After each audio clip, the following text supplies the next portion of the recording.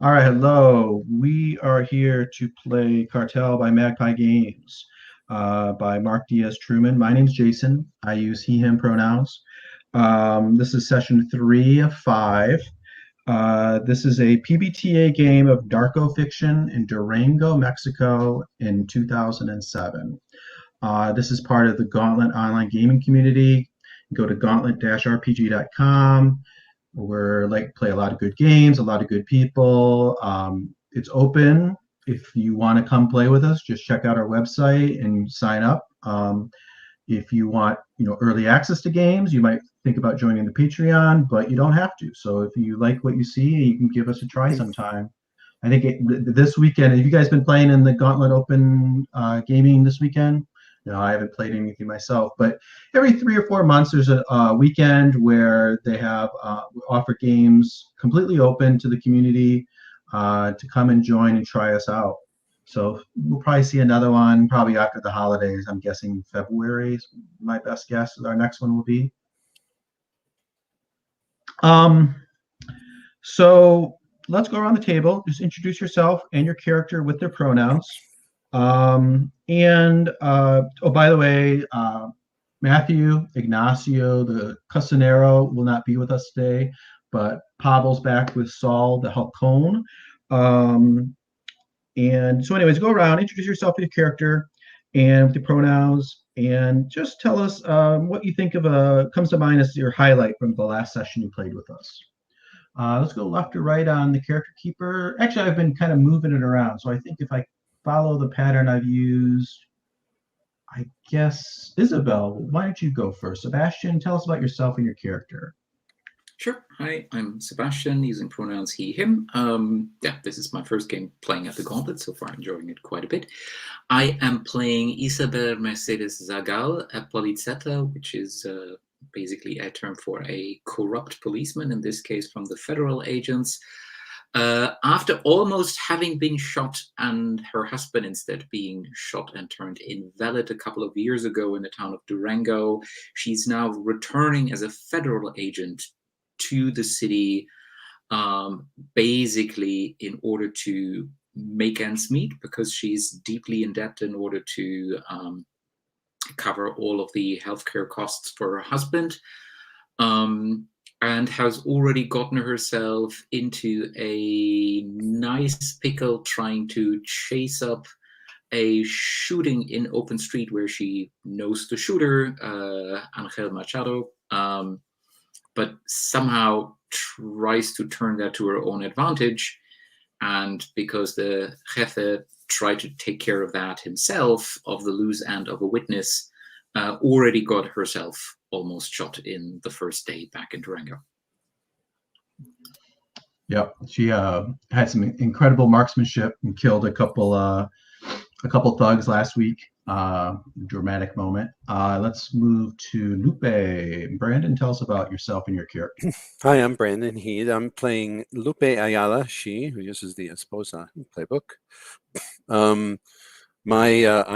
I have a son, Alejandro, with my estranged, well, not estranged, but separated husband, Ignacio, who I may not have too much hope of reforming as my husband, but I desire him very much to be Alejandro's father, and to stop all the things he's doing, about which I know no details, but it raises the hackles. I am also Isabel's older sister, and I sense that even though she has a good job, and I know it's a dangerous job because she's in the police, that there's also something wrong, that things are going very badly, and it's not simply her disabled husband, who I help to take care of with little contributions of money and food and things like that, which I am pretty sure that Isabel presents on a certain point, but but obligations to La Familia trump such things. And Lupe right now has many obligations. The biggest obligation is her child Alejandro, who got into a fight in the playground with another boy, who unfortunately has very influential and unscrupulous parents, the Ryases, the father of whom is a capitan in the police, and who have insisted that Alejandro be expelled for his behavior, even though the other person threw the first punch, from what I was able to tell him. And in any case, no one ever said that, but Lupe I obviously know believes that, right? she obviously believes that. That's what Alejandro said. Sure, he's a good boy. Okay, he's a good boy, and boys get in fights. Everyone knows that, and he didn't mean to break the other person's nose. That was an accident. But nevertheless, she is at the point of having to swallow her pride, which is difficult, and to go hand in hand, as it were, to Senor Reyes. Fortunately, Isabel has promised to come with her and to back her up, which makes her feel better that there might be a possible good outcome, because she knows what happens to children that are expelled. They can't afford private education for Alejandro, really, and she is afraid that he will end up succumbing to bad influences, as so many children do in Durango. She is religious, and active in the church. She also, but she is a woman, a human being, and her major outlet for that is with Angel, who she has taken as a lover, and she knows that Angel is not a good man, but he is a good lover. Well, I mean, not simply in the physical realm. Their time together is an island of stability and relief when the cares of the world are getting to be too much. She knows that he kills, or at least that he used to kill people for a living, because she prevented him from killing Isabel in a way that put him in gravest trouble, and he had to flee for a little bit, but now he is back. And she does not know if he is back in the same job or if he's doing something else, but she knows he's involved with the cartel. So she is desperately trying to promote the interests of her family in the midst of this maelstrom without losing herself. And that's who she is. Okay, great. Let's swing around to Angel. Daniel? Hello, my name is Daniel, pronouns he, him. I play Angel. Angel is he's a killer and assassin working for the cartel.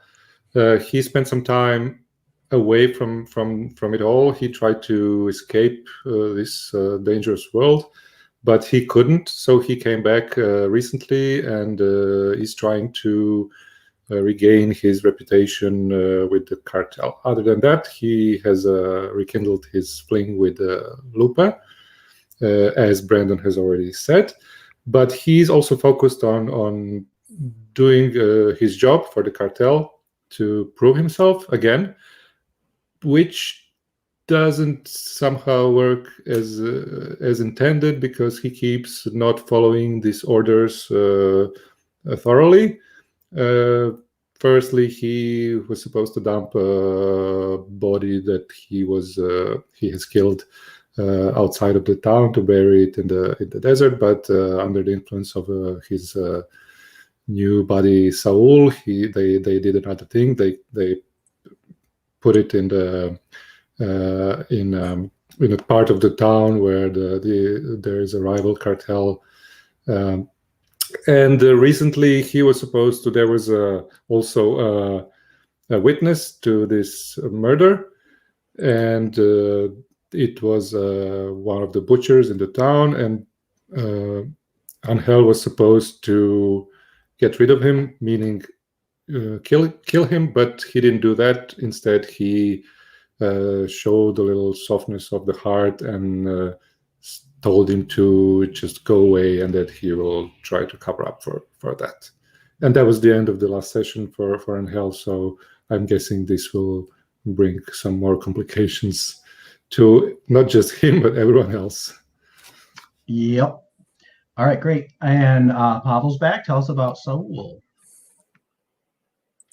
Hey, hello. I'm Pavel, and I'm playing Saul Zoido, a man in his 30s who lost his job as a taxi driver and decided that if he's going to work for the cartel, he will not take part in money laundering and earn next to nothing.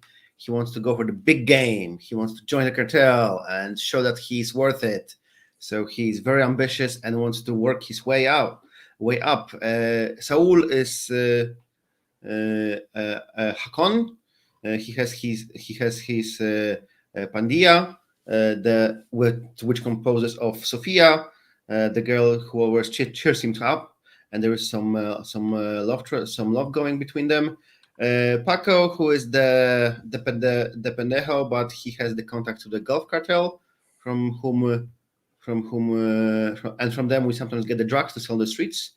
Has some cash, and there's Azul, who is the solid guy. Yeah. And of course, I drive around the town in my shitty BMW E28, painted orange, because that's how I bought it, and I didn't have cash to repaint it. The problems, yes, we have obligation to someone else, and I think we figured out that this was the Gulf cartel, because why not work both sides, and that we are no to the policia. So what can go wrong? And the new addition is that I have given my last enlace to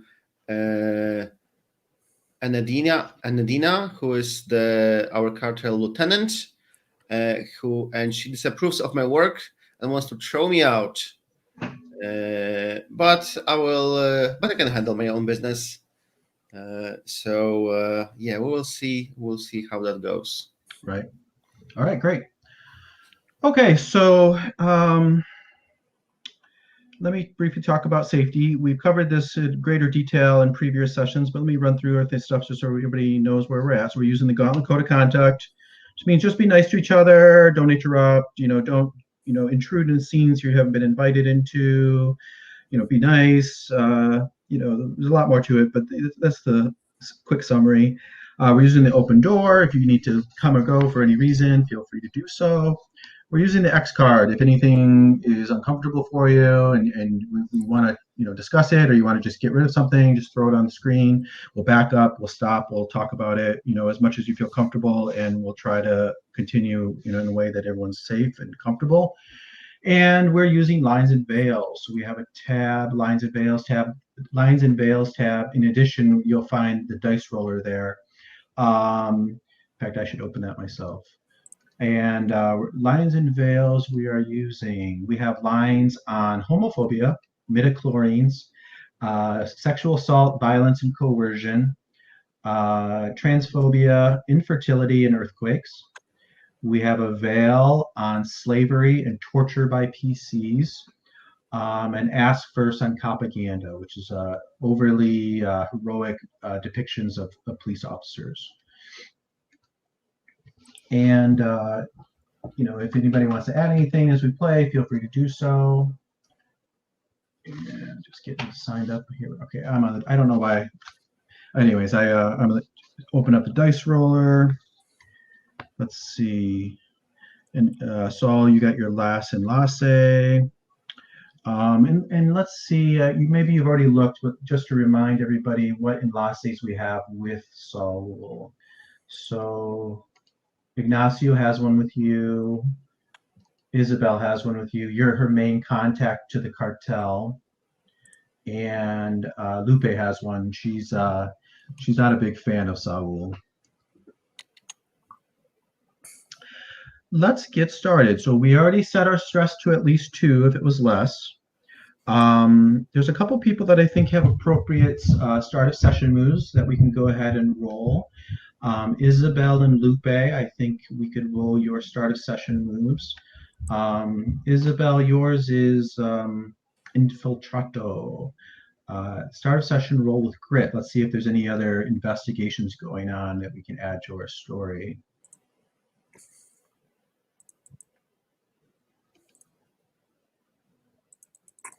Our dice roller is in the. Lines and veils. Thank you. So Sebastian, when you're ready, roll with crit. It's a 4. It's a It's a beautiful 4. 4. Starting off strong. On a miss, the department catches a hot lead on the cartel before you can intervene. Let's think. I'll make a note of that. Yeah. Infiltrado. Department has a hot lead before you can intervene. Okay, I'm going to put that on the shelf for now, but we will come back to that today for sure. All right, and Lupe, let's get yours out. Yours is on the second page of your play material. Yeah, I pasted it into the characters thing. Okay. Just as handy. What do you roll with on that Okay, one? I roll with hustle. Hustle. To see if I juggle my responsibilities and keep them all in the air.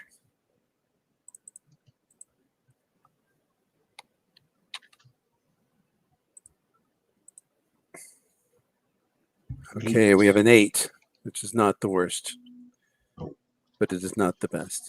I think you pick one of your obligations that you want to have in play, right? Which becomes unmanageable. I already have one that is being unmanageable. So what is the next one?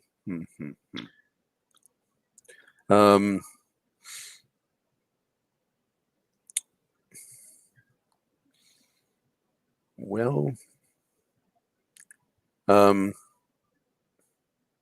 or alternately, you could just make you can make Alejandro's situation even worse. We could have that become even more unmanageable. It's pretty unmanageable now. Yeah. And I don't want him to be expelled without at least a try to hold that back. Even though I just hit a brick wall with the school. What do you think? What looks fun to you? Yeah.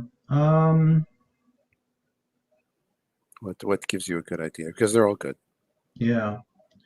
How about Javier? Isabel, you want to bring Javier into our story? He's on your list. Disabled brother-in-law. Yes, absolutely.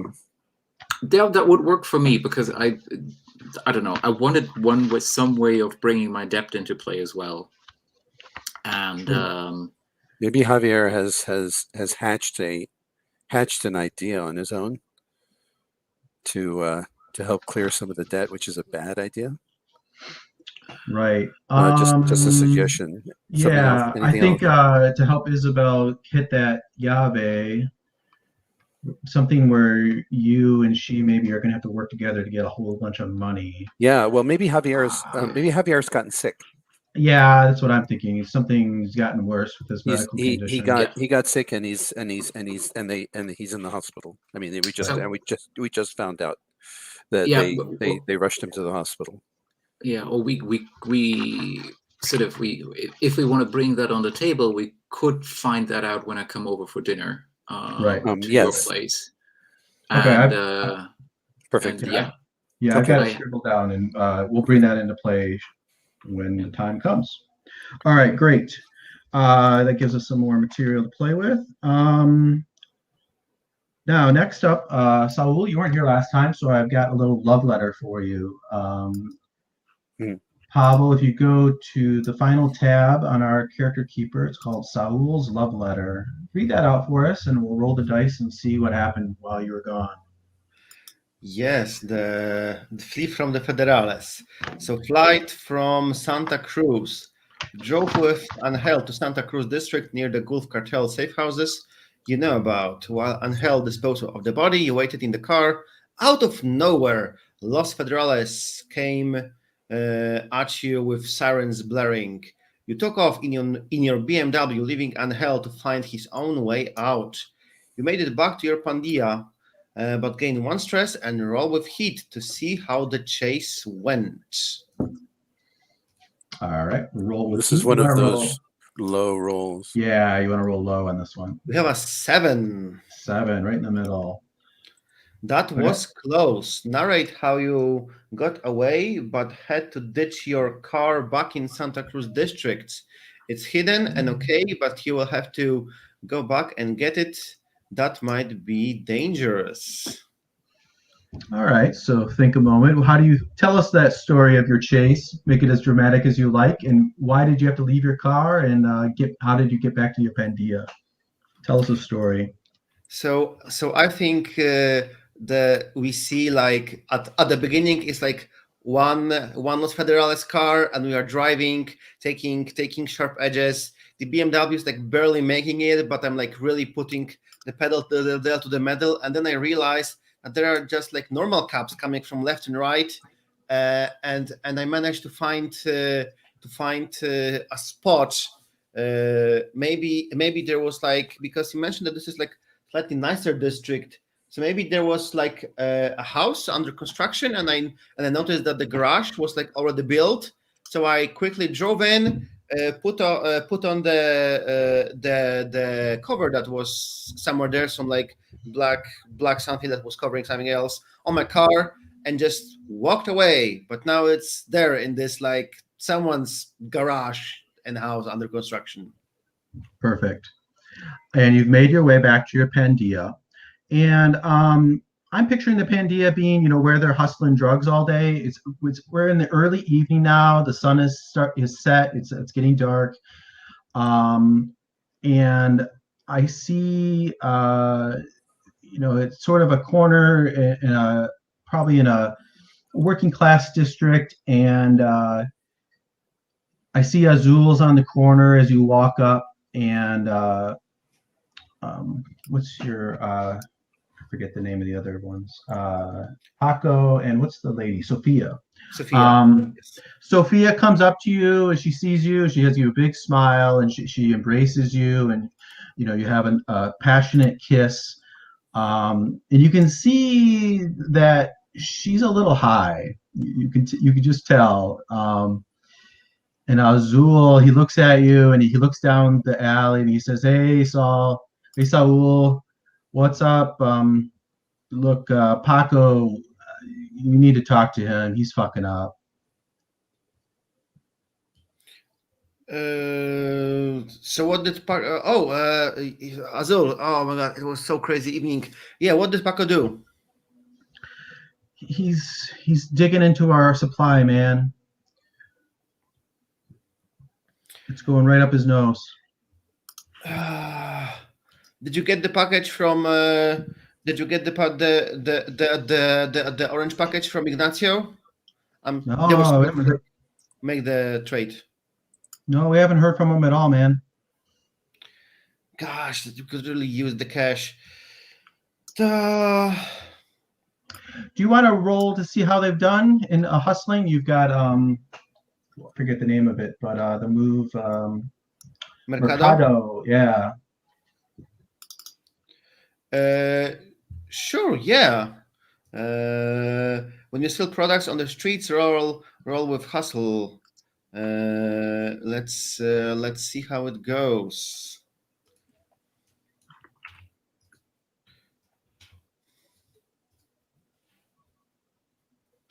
A full 10. Muy bien. All right. Sales are brisk. Clear your stress track. Sweet.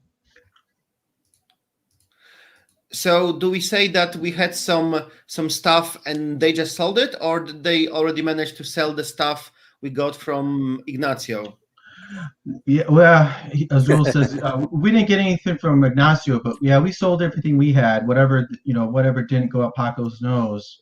And he kind of gives Sophia a little bit of a side eye too, because clearly she's been dipping into it too.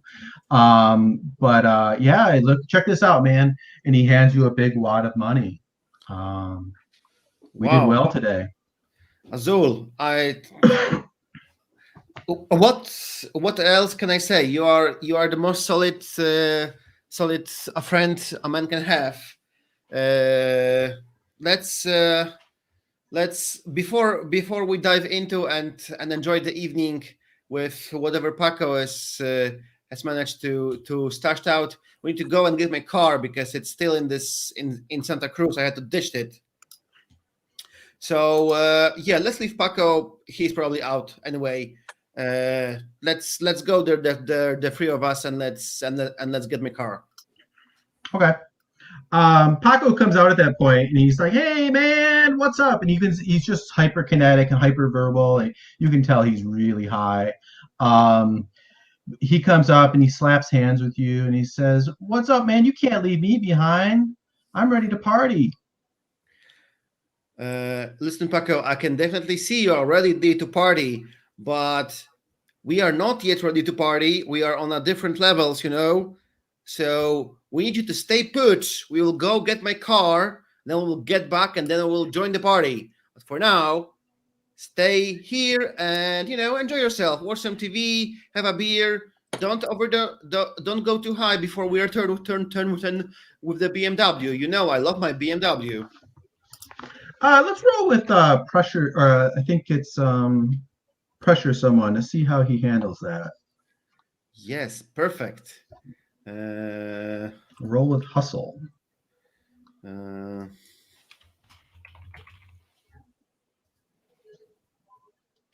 Wow, I'm on the high 13. 13. All right. Everybody was rolling well last week too. This dice roller obviously is flawed. So I think they see your point. They follow your lead. He goes, "Oh, okay, man. I'll tell you what. I'll get a ride and I'll get over. Well, I'll meet you over at your place. We'll meet up there." And he shows you, a couple baggies, and he says, "Yeah, we'll party tonight, man. We did really well today." That's amazing. After we get my BMW, we're gonna speed right there and get high. We earned it. All right, let's close that scene. We'll pick up with your journey to find your car later. Let's move to. I'm going to retcon a little bit just to increase the drama here with the other three characters. So as you guys mentioned in your introductions, towards the end of last session, Angel had found Diego the butcher, and it was merciful and told him, get out of town. He met him in the cathedral, and Diego went out the back, and Angel went out to his truck and started to drive away. And we had Isabel and Lupe on their way there. They had independently figured out that this butcher is at the cathedral. And I'm going to pick up with Angel. Isabel in our fiction, I'll change it where Isabel and Lupe haven't quite gotten there yet. Okay, we'll bring you here in a second. But Angel, you're sitting in your truck, and you wanted to. I think you mentioned you wanted to make sure he left. So let's have you start. You parked on the side of the cathedral, and you're looking out your windshield, and you see Diego crossing the street. He's got like a small satchel that he's carrying.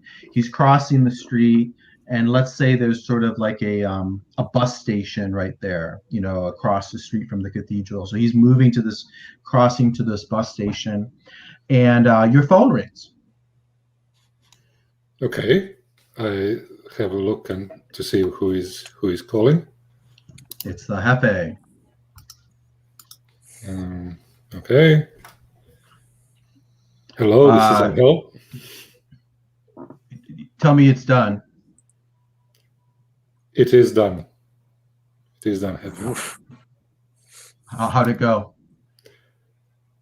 Well, you will not see or hear from the butcher anymore. Good. He's not a liability. His body, you stashed his body somewhere? Yeah, he's out of town somewhere. He won't be found. Okay, good.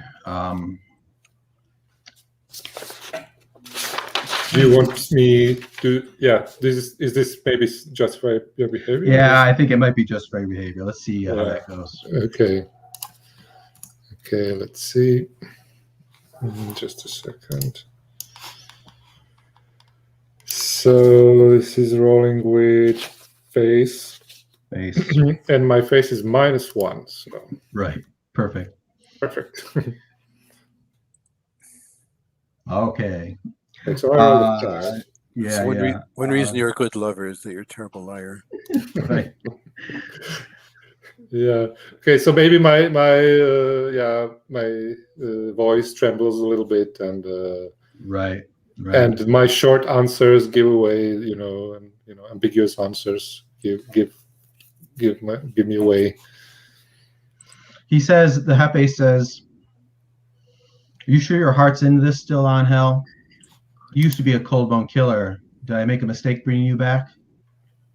No, Mr. Hefe, I will do everything you ask me. I'm all in. When Okay. I'm back for good now, and I will do what you tell me. Do you have some more orders for me?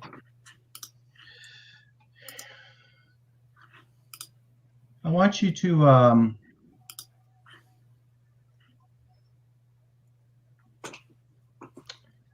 to meet with Enadina.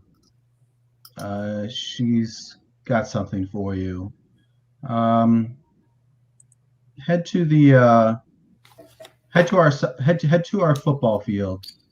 And there's sort of like a semi-pro football field the Hefe owns. A lot of in real life, all these cartel bosses would always own. They always own these football teams. So football meaning soccer, and he says, "Yeah, head to the football field. I think she's got something for you." And he says, "Angel, I'm counting on you. Don't let me down." And then you see driving past you is Isabel and Lupe in the police car, the unmarked police car. And Lupe, you look across and you recognize the truck, and you make a, you and Angel make eye contact just for a moment as Isabel and is driving, doesn't look, and probably I think we established wouldn't recognize his truck anyway. So the two of you come driving up, and Isabel, you spot Diego. You said, I think we established he's like an old friend of yours, and you see him standing in line, looks like to buy a bus ticket at the bus station there. And he's nervous. Yeah, he looks nervous. He's looking around. Let's pick up with you guys. What do you do? And of course, Daniel, at any point, you can jump into this. Yeah, I want to. I just tell the Hefe that I'm on it. I will go to the football field. But as I hang up and I see Isabel and Lupe driving by, I don't drive away immediately. I just stay in my car. I sit in my car and I just wait to see what they are going to do. When Lupe sees you, as I said, there's a strong eye contact. She's saw you, and then she deliberately turns her head away. Back to Isabel. I swear out loud, but no one can hear me because I'm alone in my car. Right. Okay. I think once I recognize Diego, I speak out loudly. I've had enough of this day, and I just look for the closest way to park and basically more or less make straight toward him. Hopefully in a way that he wouldn't, I don't know, immediately run away. And I don't care what happens next. This guy is ending up in the backseat of my car, driven to the police station, period. And I'm going to put him in protective custody no matter what he wants. Okay. So go ahead and narrate that. You drive up, you like jump out of your car and grab him. Is that kind of what you're going to do?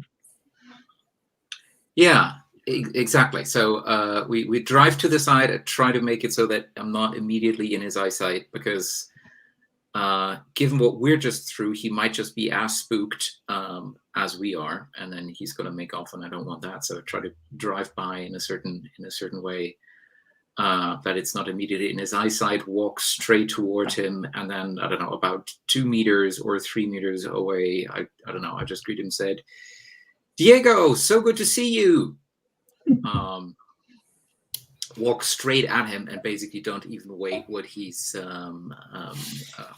responding to them, and then sort of try to take him with an arm around his shoulder, which for me means I know I can now hold him if I need to, and say, Um, it would be really better for you if you come with me now. Any second now, the cartel is going to send a hitman on you. So the only thing I can do right now is take you off the streets.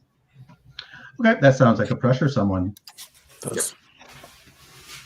Yep. Okay, pressure is hustle or grit? Hustle. Doesn't matter, it's both +1, but okay. A 12. Okay. 12, all right. He says, he kind of hangs his head and he goes, there's a killer already, assassin, a Sicario already let me go. What? Where?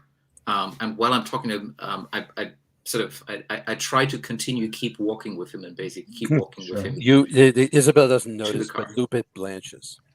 Okay, and if I see them talking, I want to get out of my car and approach them. I don't want Diego to go inside Isabel's car. Okay, great. Yeah, I have my gun ready and I just walk towards them. Maybe. So Angel and Lupe both take a stress. Yep. Okay. Just for the situation. So yeah, go ahead, Daniel. Pick up there. So you, I'll say, Isabel, you see the man who once tried to kill you come walking towards you.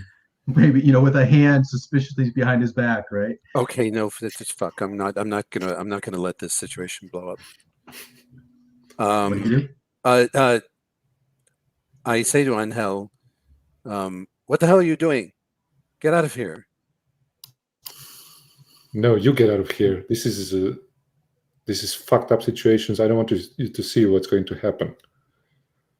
Nothing is going to happen right now.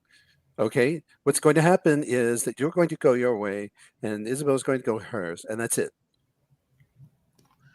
Let's have this as a. I don't know. Sorry, go ahead. I don't know what I'm doing here, but it's a. Yeah, me neither. Yeah, just It's a pressure, I guess. Calm down, Lupe. No, I think I am not going to calm down. That's just. I think this is pressure someone. I think Angel is sort of in the active position, so I'm going to have Angel pressuring Lupe to get out of here. Okay. But Lupe, you can then interfere, perhaps, or assist, depending on how the dice go. So, yeah. So let's see. I'm rolling with hustle, right? Yes. Okay, so that's a +1. And I rolled a 4. Okay. So, yeah, I was also. Maybe you can help me, but not interfere. No. So the help was only guess you don't +1. want to So yeah, the interfere, none of that is going to have any impact on that one. Let's see. So on a miss. Okay. I know what we see. There's none of the characters see this, but there's a shadowy figure standing in the alleyway, sort of off to the side, observing this whole thing. It is this character I'm going to introduce. If we go to our people, places, and things, you scroll down towards the bottom. There's a character named Navagante, this blonde-haired individual. And he is one of the Jefe's key bodyguards and sicarios that's observing this scene. But none of you see him, but he's there. Okay, so continue your confrontation though. Go ahead. So with the Lupe says, stop. This is not happening right now. We are not having this discussion. You're going to get back in your car and you're going to leave. And you don't know what you're saying now. And she is shoving you back in the direction of your car. Okay. Yeah, and I sort of I let her, but I have a strong voice. I say, you don't know what you're doing. This is going to be fucked up for every one of us. It's fucked up enough. It's fucked up enough, and she starts. It's going to get worse. And she starts to cry. Isabel, what do you do at seeing this? I have no idea what's going on with Lupe and Angel and why Lupe is right now going at him, but it seems like the two of them are knowing each other, and I check out of the corner of my eyes what Diego is doing, and I think Diego kind of probably looks freaked and recognizing at Angel. Yes. Okay, fuck. I'm gonna use the conversation that they have in order to draw my gun, because I've really had enough of this day right now. And basically try to get the car between me and Angel, between me, Diego, and Angel, so that basically wherever they are, the car is between us, and tell Diego to basically just go down. Okay. And then, does my car have a radio?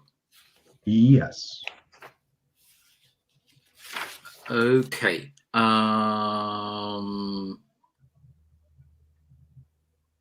I think in that case, I'm gonna just radio in whatever the emergency code is and need reinforcements at the cathedral right now. Okay. So let's pause there then. Yeah. Brandon, I think you've definitely in return are pressuring him. So go ahead and roll pressure someone in coming back at Angel.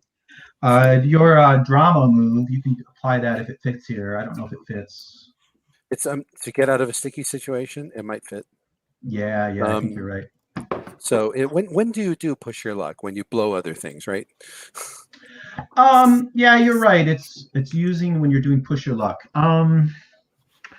Yeah, it might not fit here. This sounds much more like a pressure someone. Yeah. Okay. Yeah.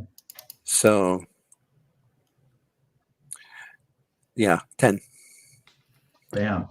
Okay, so on a 10, on a hit, they see your point. They have to follow your lead or mark stress. So can I try to interfere? That's true. Yeah. All right. So you wager how many from anywhere from 1 to 3 stress, and that's what you'll add to your roll. But that's what you're risking suffering if you roll a 7 to 9 or a 6 minus. Okay. So although the most you can do with interfere is to knock me down to a partial hit. It's true. So yeah, I'll still hit you. Yeah, I think. I think I just want to up the drama. I'm not really sure, absolutely, go for it. Trying to stop you for what you can put up to 2. You can put probably up to 2 president. There's really no reason to wager more than 1 though, because all you can do is just wager 1. Okay. And then I don't have much. Although I guess if you wager more, you get more plus on this roll. You know that. Yes.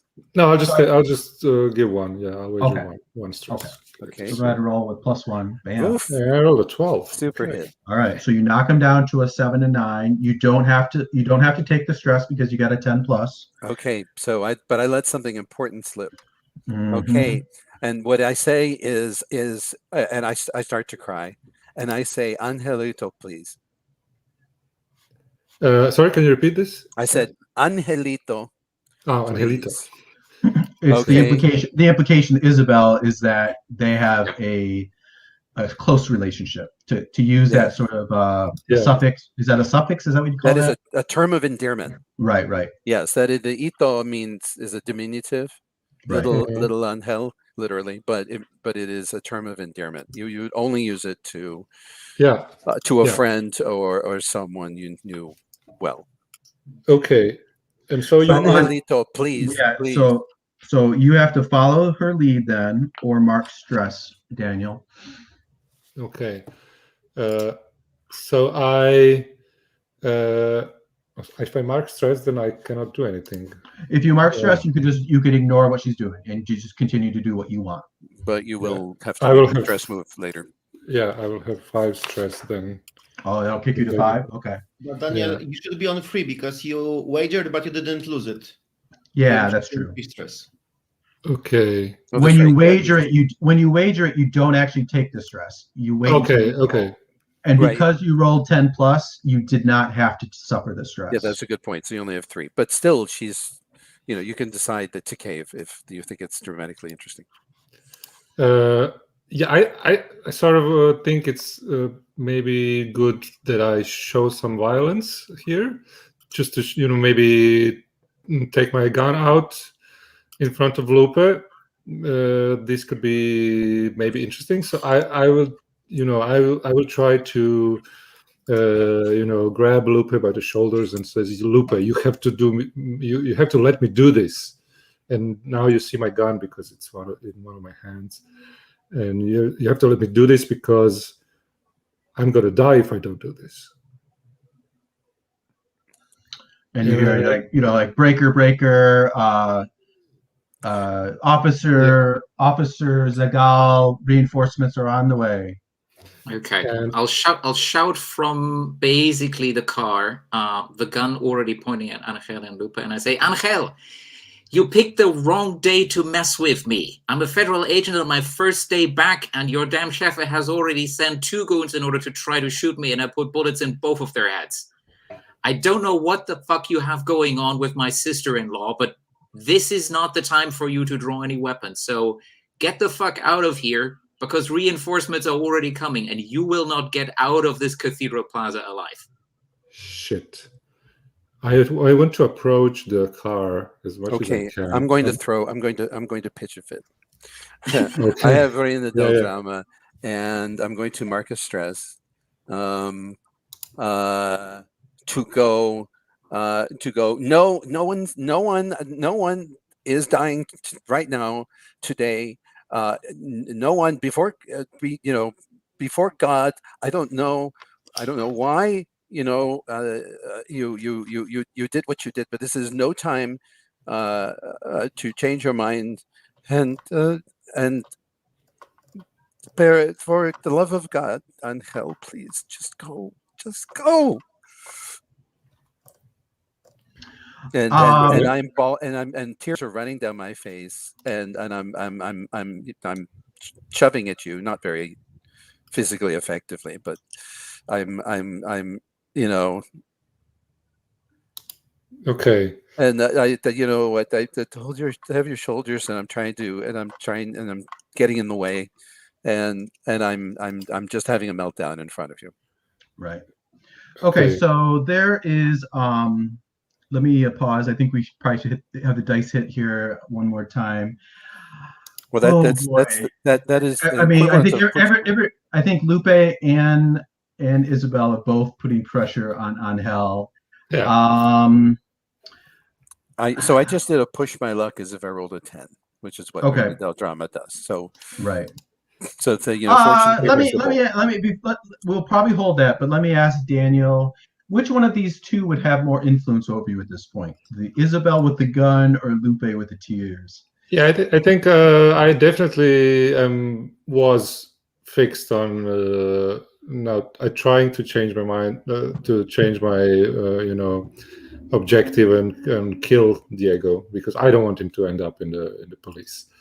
And I think Angel is, because he flashed out his gun, I think he's very obvious about what he wants to do. I may be even pointing the gun at Diego, but I don't shoot. I think Lupe gets to me. Okay. And then I put my gun in the back of my belt, and I turn to Lupe and I say in a very strong hard voice, Lupe, I think you just killed me. And I turn around and walk away to my car. Sweet. Let's take a break here. Sounds like a very good place to take a nice break. Let's take 10. I'm gonna get some coffee and a little something to eat, and I'll see you guys in 10.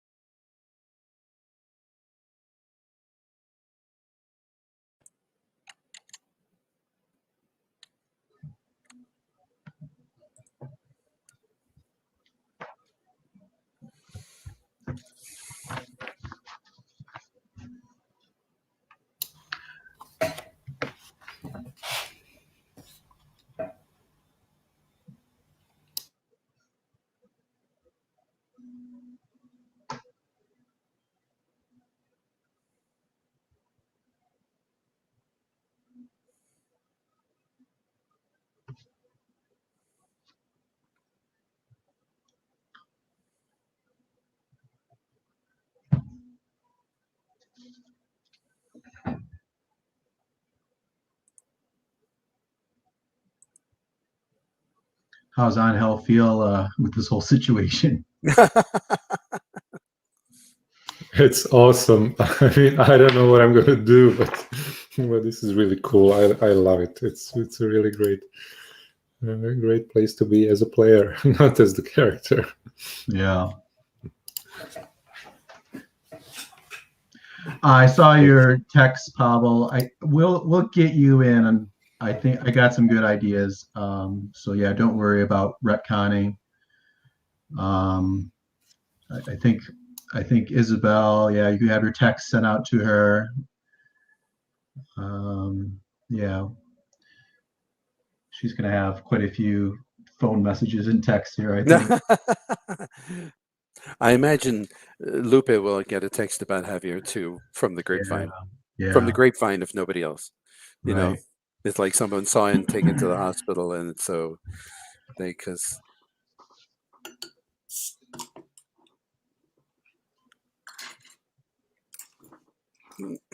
she gets a lot of messages.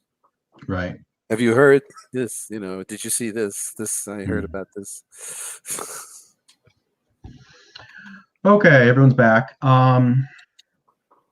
So we kind of, we went that a lot of drama in that scene. Before we move on, was there anything, any other roles or fallout or anything that we might have missed that you wanted to, get on the table before we move on? The only thing is that obviously is that after Angel leaves, Lupe takes out a tissue. She dabs at her eyes. She quickly fixes her makeup, and when she's turning, come back to Isabel, she's back again, completely composed, like there's nothing, like nothing just happened.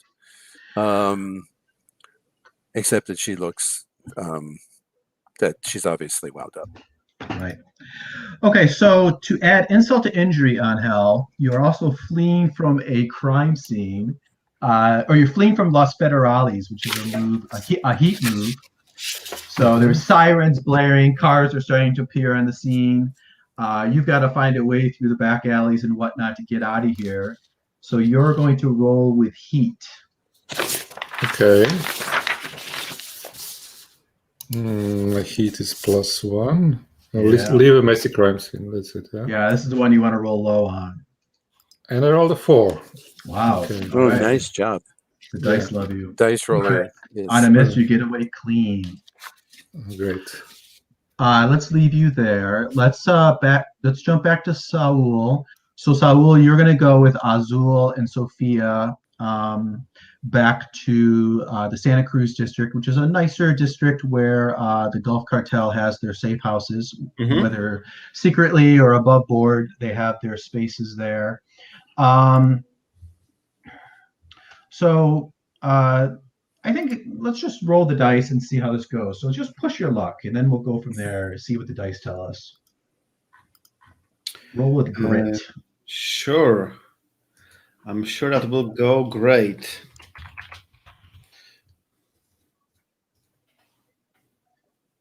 Oh, it's a 1. You should roll. Wow. Oh, I think that's right. Wow. Snake eyes at a -1. That's a real roll. Oh my god. Okay. Well, so you get there, everything's quiet, and you backtrack the way you came, no problem. You're sneaky, and it's getting dark, so it's not too bad. You're able to stick to the shadows. It takes you a little bit of time, but you get back there. By the way, Saul was sort of backward. We have a little bit of time to play with your character because the other characters, you kind of move forward a little bit. So, this whole going back and forth will kind of fit into our timeline, I think, okay. But anyways, you get back there, and like I picture you raising this garage door to this abandoned or partially constructed building. Yes. And 6 Los Federales are there with their pistols pointed right at you, right? And 2 cars come screeching in, with their lights flashing, lighting up this whole scene. And there you are, the 3 of you, and they're like, raise your shirts and drop any weapons you've got. Imagine you have a 9mm, right? So you drop your pistol. Saul slowly goes to drop his pistol. He's like outmatched and outgunned here. So yeah, he slowly goes with Saul to do it. Yes, officer. Yes, of course. Let me just put it on the ground here. And another car comes up, an unmarked car, a nice, like a four-door sedan, a nice four-door sedan, pulls up.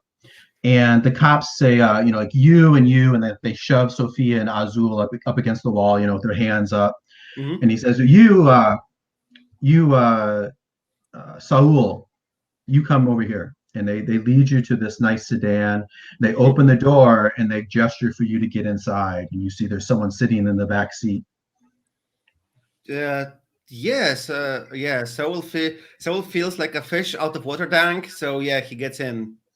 Oh yeah, take a stress. Perfect. You get in the car, and sitting in the back seat of this nice sedan is someone you've probably never met before. It's Lieutenant Reyes. So he's a slim, well-groomed man with a slim, with a well manicured mustache.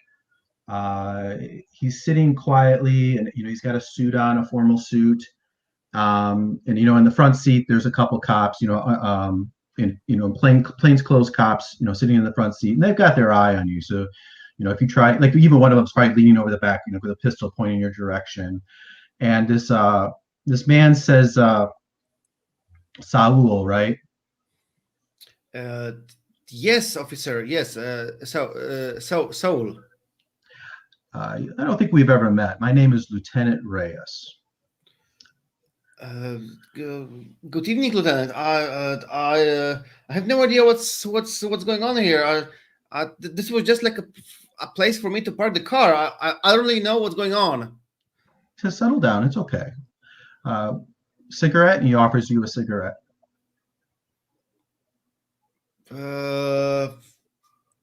Yes.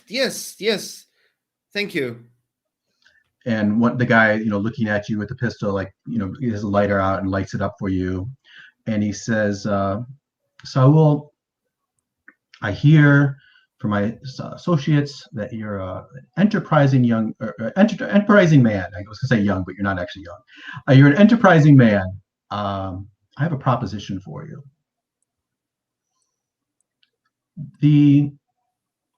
Well, I'm all ears in the situation. The city is going through a lot of change right now, and with change comes opportunity. And I'm looking to improve my situation, and I'm looking for friends to bring into my organization to help me make this city a better place. Does that sound like a good thing to you, Saul? Yes. I mean, our city is pretty dangerous, so making it a better place. I've seen the TV. The president said the war on the drugs. Yes, that's a very good thing. And what I'm proposing for you is easy. All you have to do is just keep doing what you're doing. Keep selling drugs, keep hustling. You're doing a great job. You're just going to have a new boss, right? It's going to be me. I'm going to be your new boss. But there's going to be some rough times, and I need your help. Your current boss, the Jefe, we haven't named, but we'll probably keep that way. The Jefe, he's gathering all of his people at the football field. Something's going to happen. And when things go crazy, I need you to help me. I want you and your people to kill the Jefe and his lieutenants. And after that's done, then you and I will, get rich together. How's that sound, Saul?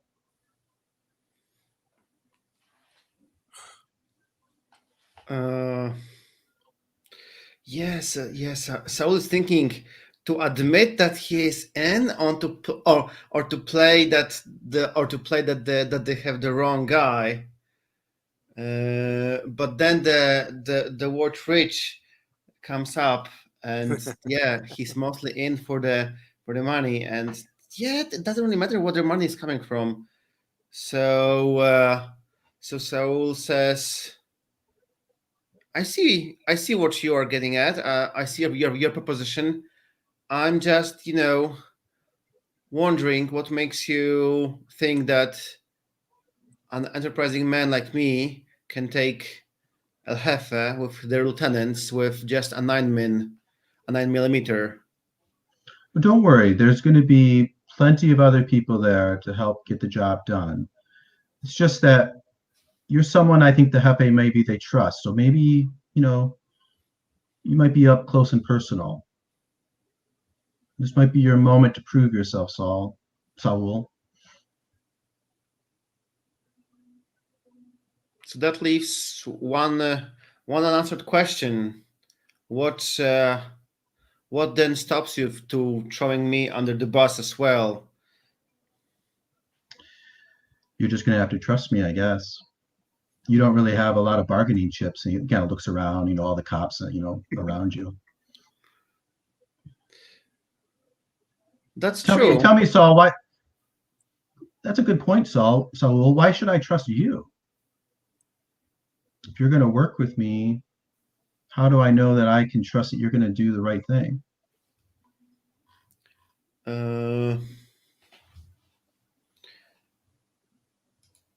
He introduced himself as Lieutenant Reyes, yes? Yeah.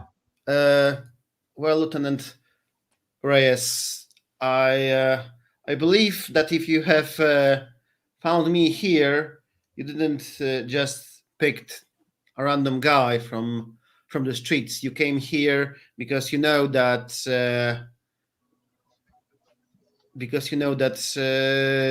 deep down, I'm an honest guy who just wants to make an honest living and wants to earn some good old cash and spend evenings with their loved ones.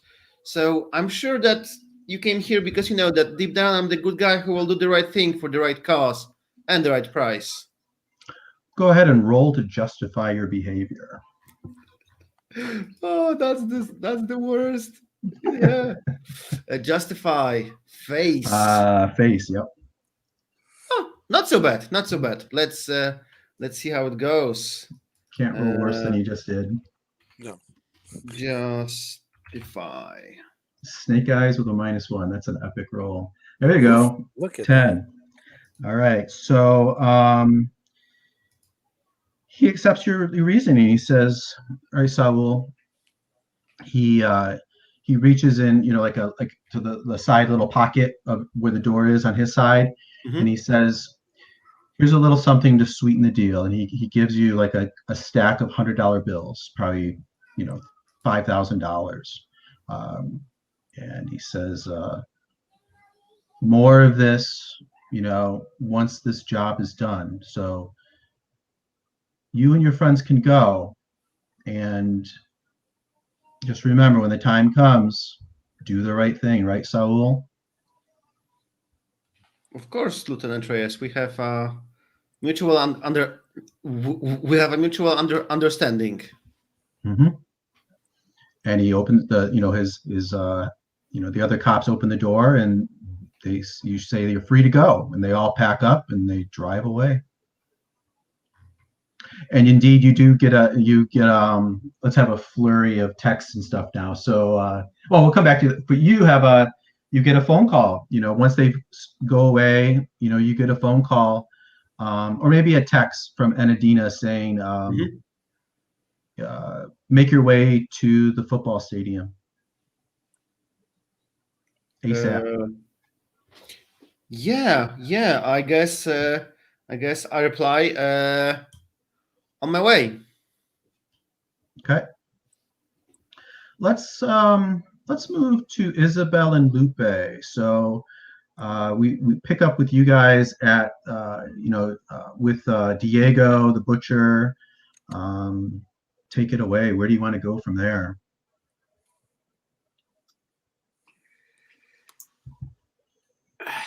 I think Isabel has to break the silence. Yeah. I think the first thing is I'm just going to put Diego into the car on the back seat, also just so that he doesn't immediately overhear me and Lupa talking. Mm-hmm. He's a mess. He's like, yeah. like sobbing and trembling. Exactly. You stay down there. This car is reinforced. Just don't raise your head. Stay down. We'll get you in custody. You're safe now. Slam the door. And then I look at Lupe. So, Angelito, huh? Okay. Tonight, there's going to be much more than a dinner going on, and you're telling me what the fuck this was. Meanwhile, when the reinforcements come, obviously he took you hostage and held you, and you struggled, and he got in over his hat and then fled the scene.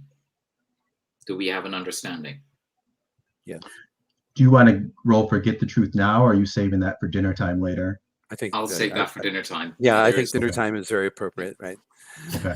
This isn't. We're both very wound up right now, and this is not necessarily the best. The Lupe says, looks you right in the eye, and she says, "Fine, for now." And the This cars town is going to kill me. the police cars pull up, and a detective gets out. Let's see. Let's make it. By the way, Lupe takes a moment just as the police roll up to disarray her hair. So she got messed up, cleaned up, and messed up all in a course of a couple minutes. She says, well, if he was taken hostage, right? So she disarrays her hair and she loosens a button on her clothing, right? And increases the lapel, with her wrinkles the lapel with her fingers. And Zamora, pulls up in a marked car, and he steps out, and he comes up to you, Isabel, and he goes, "What happened?" And he sees Diego. And he says, "Oh, you got the butcher. Good job, Yeah, Isabel." I rarely say this, but I'm glad to see you. It seems like the Jefe is really after this. Is really after this witness here. And we just dragged him from out of the cathedral when yet another would-be assassin was approaching us, and even keeping my sister-in-law here in hold for a while until he fled the scene. I think if I can leave it to you to secure the scene and just interview witnesses, if you can get any, I'm doubtful that you'll get any witnesses here, and I'll just drive this one to protective custody to the police station as fast as possible. Okay. Let's go ahead and roll Justify Your Behavior. Yup. Dum-ba-dum-ba-dum.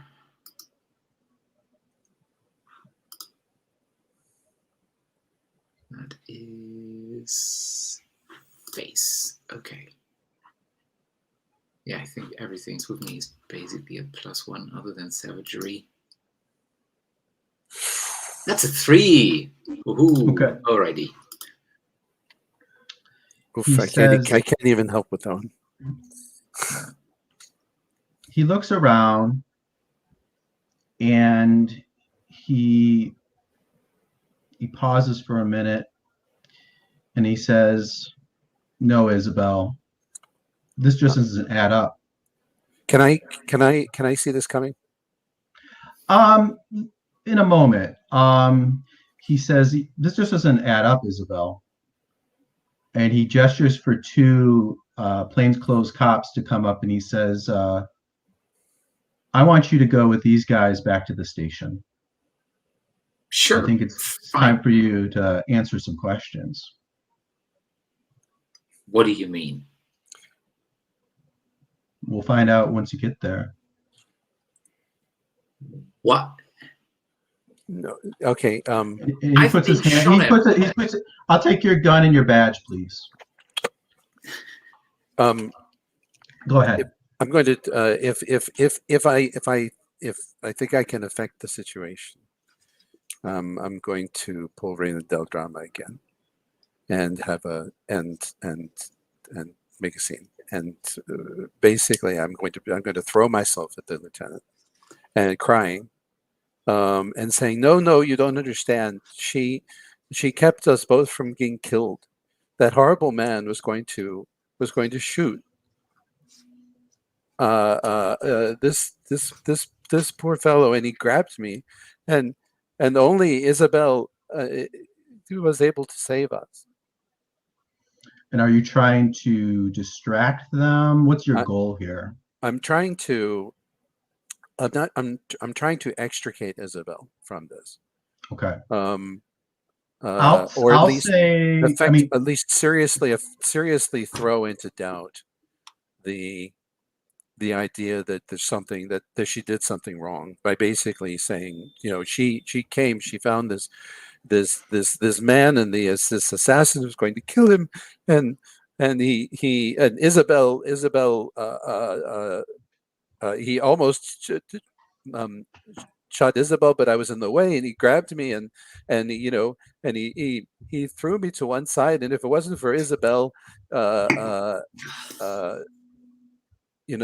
quick action and thinking, he would have killed us both, and there would have been two bodies down here, and then and Isabel would have been dead as well, and then my poor husband would have been, thrown onto the street with no one to take care of him, and he's not a well man, and just piling it on.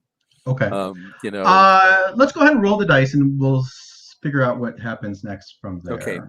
But So as I said, yeah, I think you're pushing your luck. It's a 10+. Yep.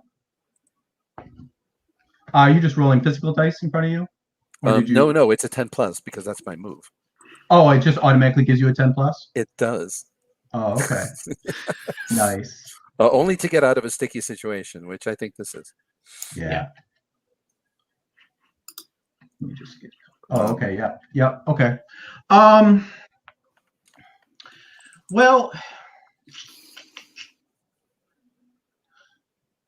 I don't think it's going to get you completely out of this, Isabel. I think your miss is already hit, and he already is kind of established that he's going to want you to go to the police station. I think this will give you a distraction. If you want to make a run for it or something, you could.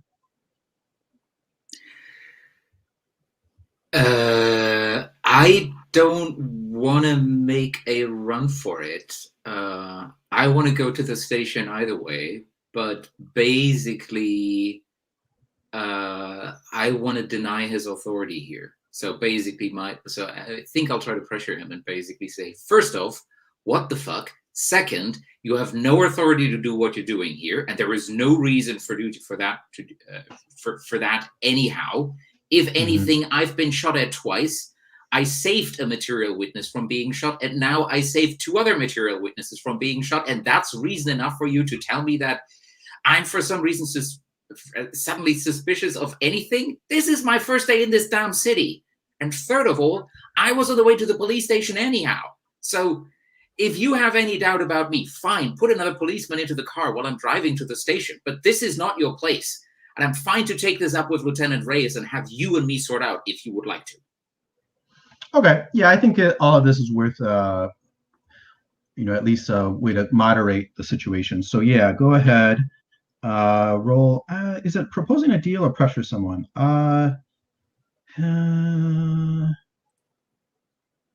Condition on your offer, pressure someone. They're both probably this +1 for you. I'm just looking at the results. Yeah, let's do pressure someone. That's probably more interesting here. Go ahead. Yeah, and I'm not really offering anything, so there isn't really a halfway offer to accept or so, I think. So, okay. Ay, Dios, Isabel. ¿Qué voy a hacer? What am I going to do with you? This Zamora just has it out for me. I don't know. Yeah. But hopefully my move tempers. So what he Sexism at the tempers what he can workplace. do. he makes a he like darts his eyes at one of the cops. Bash! They hit you in the back of the head, and you're knocked out. Okay. And they drag you into a police car. And he turns to you, Lupe, and he says, "Who the hell are you?" Oh, I guess he knows because we met with you last session. He goes, Yes. "What? I don't know how you're involved in this, but you need to get out of here. This is a crime scene." I'm a witness, you asshole. And he goes, "Oh, absolutely. We'll be contacting you shortly. Don't worry about that." No, you are not going to. I'm going to the police station with you. No, I don't think there's any chance of that. I don't think there's any dice you could roll to get punch that. him. You want to punch him? Yes. I'm going to the police station one way or the All other. right. Okay. I'm just going to slap him. I'm just going to open hand slap him. I have nice nails. I'm not going to punch him. Yeah. I don't think I don't know if there's even a roll there. I think that's you're pretty much just putting yourself out to get arrested, right? You want to get arrested. Is that what you're doing? Okay. Yes. This is family. I am not letting. I'm not getting left behind. Okay. So yeah, like I said, I think I'm tempted just to have it happen. Then I think you're just going to get arrested, right? Yes. He is going to put you in another car, though. So they've dumped Isabel, unconscious. Isabel, by the way, take a stress for getting knocked out. Yeah. And they've dumped you in the backseat of a car, and they're going to put you. That drives off, and then Lupe, they put you in the backseat of a car, with a police officer, and he says,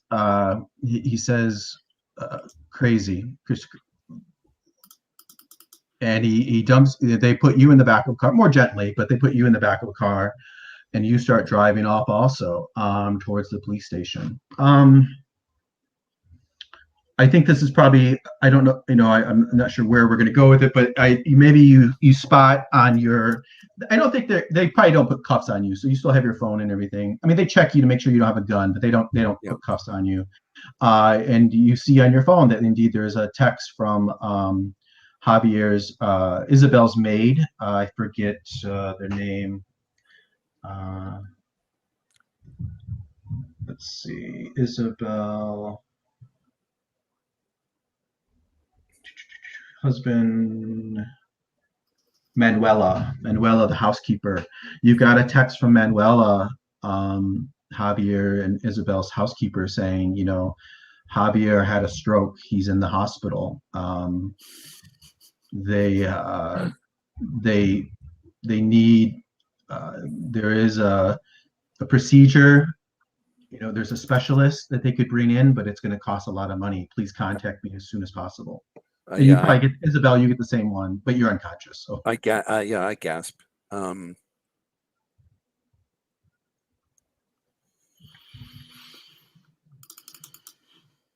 Okay. Let's leave that there. Let's move to Angel. Daniel, where do we find Angel? What's he doing? What's he up to? I think this is a long shot, but I don't think I have many options. I just want to go as fast as I can to meet Enedina at the football stadium. Try to do it before maybe word gets out that Diego is not killed or outside of town, but instead he's inside at the police. So yeah, maybe I'm maybe counting on word not spreading fast. I haven't seen Navigante looking at us, so I just I want to hurry and meet her and see what she's up to, and hopefully I don't get killed. Right. Pablo, how do you feel about Saul being there? Were you going to head that way too? Yes, but figuring out that we are supposed to take out the Jefe, who I don't think Saul maybe even knows who the Jefe is. I think on the way there we need to buy guns, at least 2 guns, because I don't think that Azul and Sophia have a gun. So and I just came up with this couple of thousand US dollars. So I want to like stop somewhere and buy some guns. Sounds like a good idea. And then of course on the way to the stadium. What was that again? And then after buying guns, we will go to the meeting place at the stadium. Okay. Do you want to pick up Paco too? Oh my God, he's high, but yeah. I mean, yeah. I'm pushing that just because your Hermano move, you have to have them all together to roll that. Yes. So, yes, let's so maybe we can roll to get the guns or stuff, but yeah, let's go to Paco, and then Saul will do the speech to convince his gang to do this extremely wild thing. Yeah, so we can frame at the apartment where we're supposed to meet with Paco. Okay. So I think it's going to strain your finances to buy these guns. So let's take a look at that move. So you have some choices here, ways to get +1 on this roll. So the first one you've gotten, because you've recently come into a large sum of money, so you're going to get a +1 for that. Mm-hmm. Are you going to someone that sells like counterfeit or stolen guns? I guess counterfeit doesn't, or stolen weapons. Or are you going to like a gun shop? I think in Mexico the guns are pretty strictly controlled. So I think by definition it's probably going to be stolen weapons or like illegal weapons. Yes, definitely. Yeah. But they could be dirty or clean, right? So Right. Who does make it up? Who is it that you buy guns from? Who is it I buy guns from? Yeah. It's probably someone who is member of the cartel. Like I probably like heard of him that he sells guns for the cartel. I think the name Fernando isn't anywhere on the NPC list, so let's call someone a Fernando. Okay. Is Fernando just sell these guns like out of his house or like a safe house or a back of his car or? I think back of the car sounds fitting to the situation. Okay. So let's say Fernando's kind of like a heavy set man. He's got a baseball cap on, and like a LA Dodgers, jersey, and he opens up the back of his car and he says, "What can I get you, Saul? I'm packed. I got a little of everything here. You just want a couple pistols, or I got a goat horn." He says he's got an assault rifle. Yeah. Saul looks at everything, and then he like grabs a 9mm and hands it to Sophia, and says, "I think this will fit you perfectly, Han, and maybe you can like even hide it in your purse." Then looks at Azul. She punches you because she doesn't carry a purse. She's way too tough for that. Yeah, I think he grabs another 9mm for the Azul, and says, "We look cool with those." And then he grabs, I think you call it bullhorn. Goat horn, yeah. Goat horn. It's an AK-47 with a long magazine. Yeah, and then he like grabs the goat horn and says, "And that one for me." Okay. All right, let's roll them dice and see if you have the money to pay. Totally the only problem with the AK is it's totally non-concealable. That's true. Of course, but we are going to a cartel meeting, so who knows? Maybe maybe we'll not stick out. I think you get the +1 for the large sum of money. You're accepting stolen goods, so that's another +1. And I think we'll call Fernando an amigo. So you get the +3. So go ahead and roll with +3 on strain your finances. You don't use a stat, you just use the +3. Yes. Why did you call Fernando an amigo and give me +1? I'm a bit lost there. I think we just established that someone connections. Yes. You have a connection with. Yes. Perfect.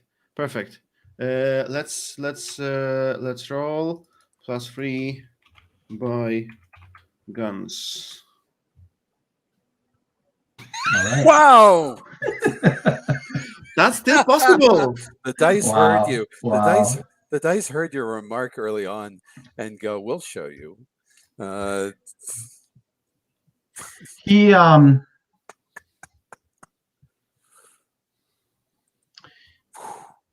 let's see, what would he do?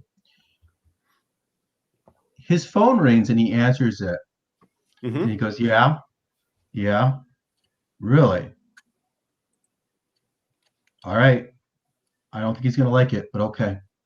And he turns to you and he hangs up and he turns to you, Saul, and he says, look, man, somebody else just bought all these guns. I'm sorry. I got to take those back, all right? And he puts his hands out to you guys, to take his guns back. You give them up?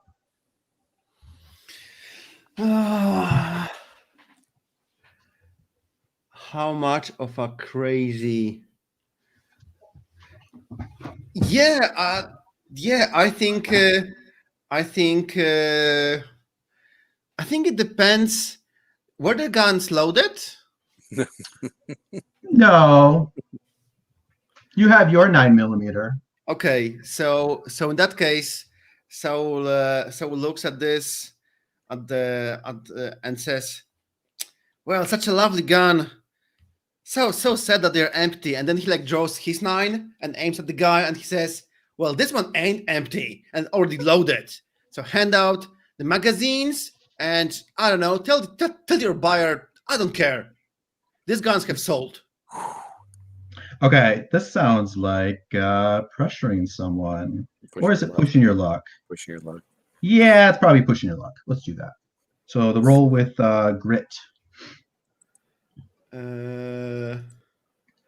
Pushing my luck. Can you get another snake eye? It's fairly possible. Fairly possible. We'll see. Not a snake eye, but at least a 5. Okay. So I'm keeping with the number. He says, "You motherfucker," and he reaches down and pulls, a gun out of his waistband and goes to shoot you. What do you do when he goes to shoot you? The only thing I have left, since Saul already had the gun out, I just pull bang, bang, bang, bang. All right, turn to violence. Roll with savagery. Oh my god. Oh, this didn't go to crap or anything.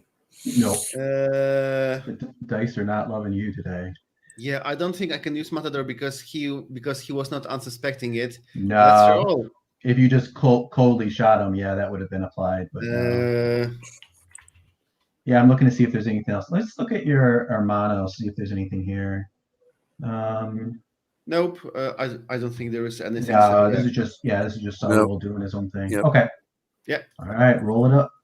Straight roll. Oh, so close. All right, I'm thinking if there's anything you can do to help yourself here, but I don't think so. Nope. All right, so turn to violence. Yeah, I think you got fucking shot. All right, Saul, moment of truth. Get fucking shot. You're gonna roll adding +1. If it's a handgun or other small weapon, yes, it is. Is the shooter an amateur? Yeah, I would say so. You don't have any cover, body armor, or bodyguard, so you're going to roll with +2. If you roll 6 or minus, you're dead. Yes.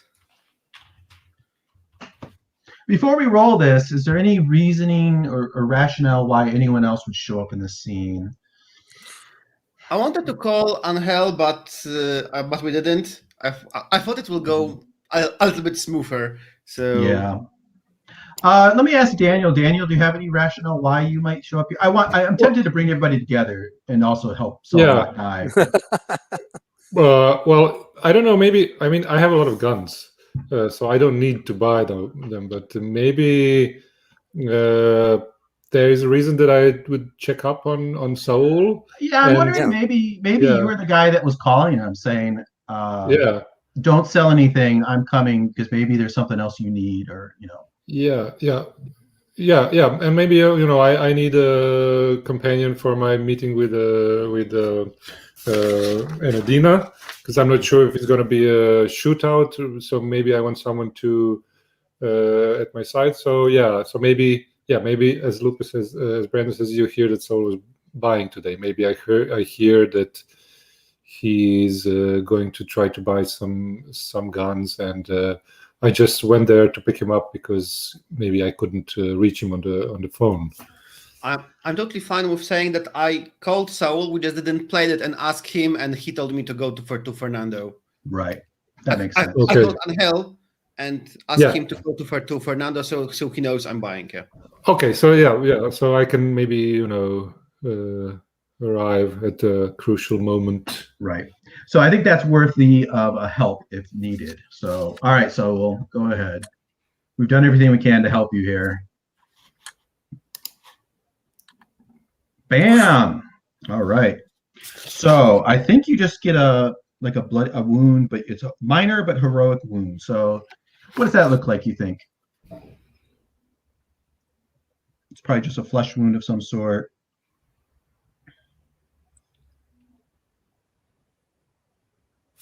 I'm sorry, I was muted.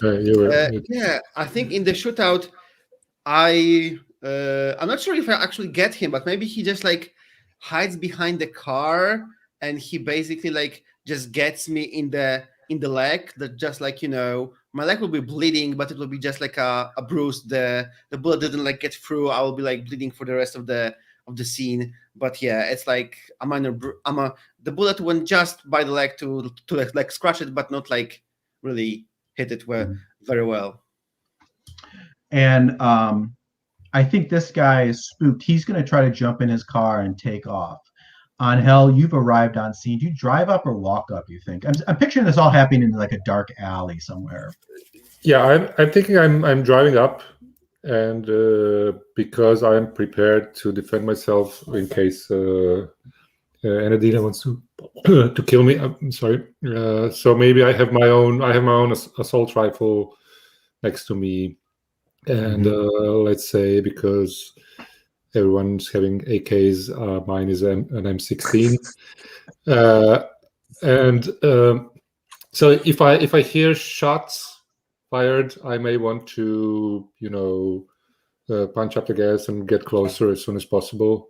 Mm-hmm. And if I see Fernando driving away, I may want to stop him getting away with his car, or if I see that Saul is fighting him, then I may want to slam my car into his to stop him. Try something like that. So let's say you're going to try to like block the alley. He's trying to drive out of the alley. You're going to pull up in front of him. With your M16 in hand. Go ahead and push your luck then. Okay, push my luck is actually that's with grit, right? Yep. Yes. Okay, that's a +2.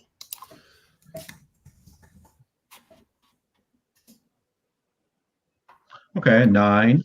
Let's see. This would be a moment where, Saul, you could help if you wanted to get that to a 10. On a 7 to 9, things work out. They don't work out like you hoped. MC will tell you how you can turn things around to act quickly, make an ugly choice, or tough it out. So there's going to be some sort of, you're going to succeed, but there's going to be a consequence. Saul, do you want to try to help to push it to a 10? Yes, why not? We need the bullets for the guns. Do you wager 1, 2, or 3 stress? I'm going to wager 2 stress. Don't take it. Just leave it at 1 for now. Don't add it yet. Yeah. Wait till after you roll. Yes, I'm going to wager 2 stress as I'm going to shoot his tires. Mm-hmm. Okay. Go ahead and roll with +2 then.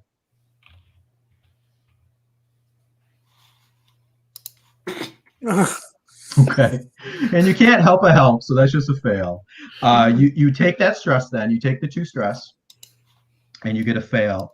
So that takes us back to, I don't know if I'm help. I'm going to miss, mark the stress, prepare for the worst. Okay.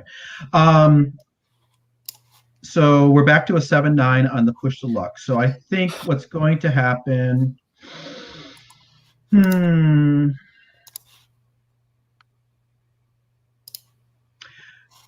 Daniel, I'm going to say that you do it. You block you block the alley, but Fernando is going to reach over and get the we'll say it's like dirty, hairy, high-powered pistol he pulls out, and he shoots, through your door trying to hit you. You can accept that, or you can just miss and let Fernando get away. I'm going to accept it. Yeah, let's see what happens. Okay. With this. So I will say he pulls out this pistol, and you have a moment to act before he shoots at you. What do you want to do? There you are. You pulled up. He's stopped. He pulls out this massive pistol and aims it in your direction. And Saul is like shooting and missing from the alley behind you. Yeah. Okay. So yeah, I want to take my M16 rifle and shoot at him before he shoots me. Okay. Turn to violence then. Yeah. Turn to violence. Okay. Roll with savagery. Okay.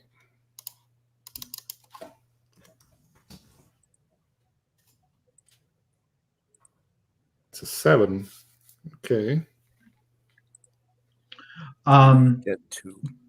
Yep, you get 2 from the list. Before I forget, Saul, Pavel, when you turn to violence, did I have you take the stress? When you turn to violence, you automatically mark a stress. No, I will mark it right now. All right, good. Stress is building. So same with you, Angel. You take a stress automatically, but one of your choices is you can get that stress back. Okay. So my choice is I have 2 choices. So I choose to resist marking stress, and you suffer little harm, Okay. So there's going to be collateral damage, and you're not going to inflict terrible harm. Yeah. I think with an M16 at this close range, I think even without inflicting terrible harm, you're going to kill Fernando. You're not going to suffer little harm. He shoots, but it misses. Collateral damage.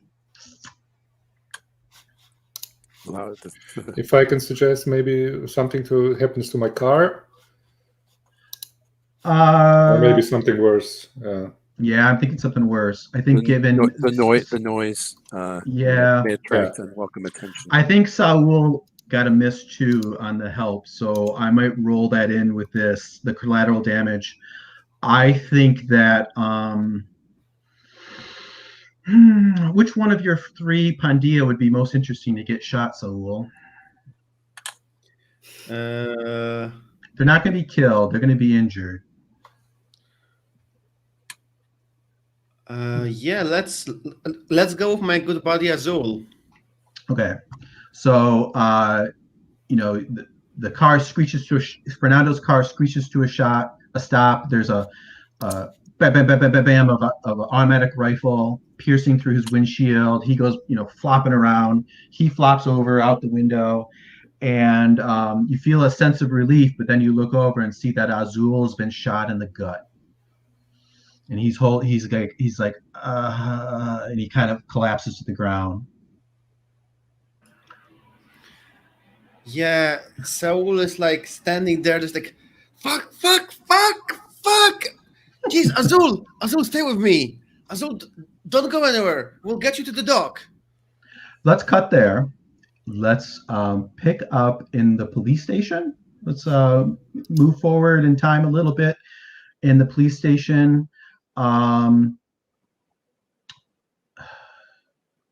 Lupe, you're in sort of the what do they call it? Holding area. No, I'm going to have you're in the kind of the open area where all the desks are. There's a word they use for it. I can't think of what it is. Yes. And you're sitting there across from a detective, and actually, let's have it be Zamora. Okay, so that's where you're at, and then Isabel, you're in a interrogation room, like with a glass window, one-way glass window, behind, in front of you, and you're sitting and you're handcuffed to the table. They actually have like a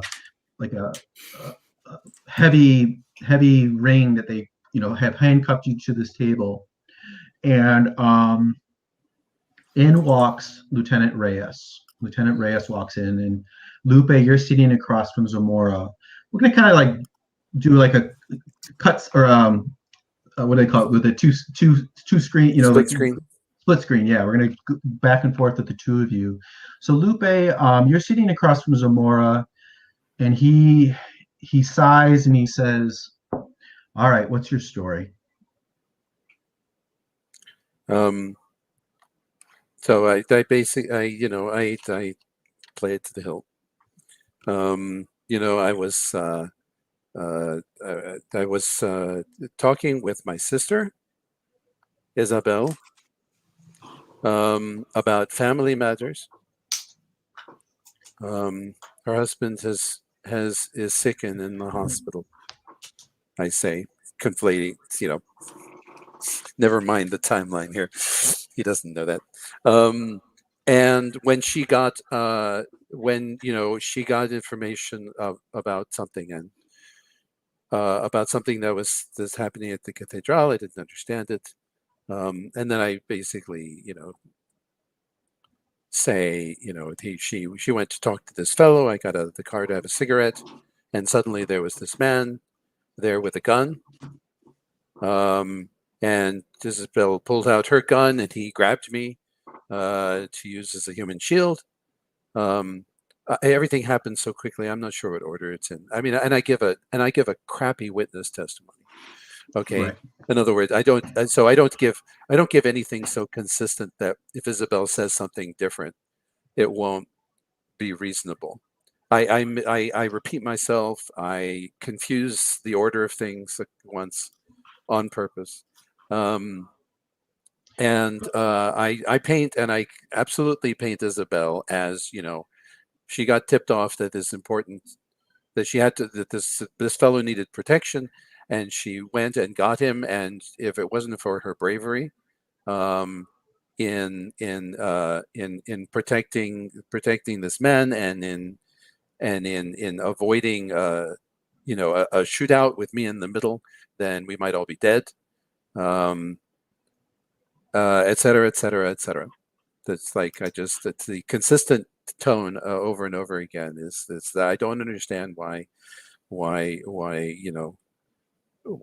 she is arrested because she was doing her job, and she saved my life, and blah blah blah. Let's go ahead and roll justify your behavior. Okay. You get that +1 when you're when you're trying to get your family to do something. That works. When you're trying to get them to do the right thing. I don't think it would fit here. Okay, fine. It does not. But I nailed it anyway. You sure did. Okay, so we'll come back to that. Isabel. So you're sitting there, and Lieutenant Reyes comes in. Again, he's sort of a very thin, well-groomed man. He walks in. He's got a cup of coffee. He's got 2 cups of coffee. He puts one down in front of you and another one on the other side. He reaches across and he takes out a key, and he takes off your shackles. And he sits across and he has a deep sigh and he says, "You've had a busy day, Agent."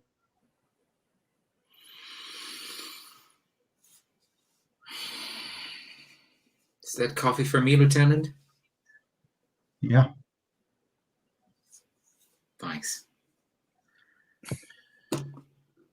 I'm going to tell you, this city is the death of me. I mean, you ordered me, you begged me, you asked me to come here to this city. This is my first day back on the strip. After I've already been shot. My husband is in a wheelchair because of the cartel in this city.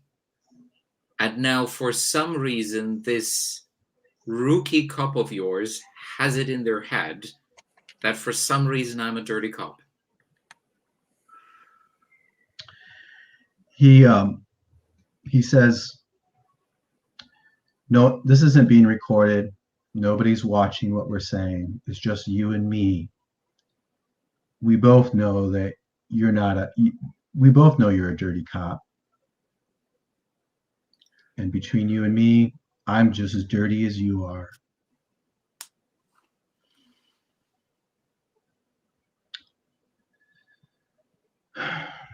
Isabel, you might not know it, but I just saved your life. Diego, the butcher, he didn't make it to the police station. Somewhere along the way, he was killed by cartel assassins.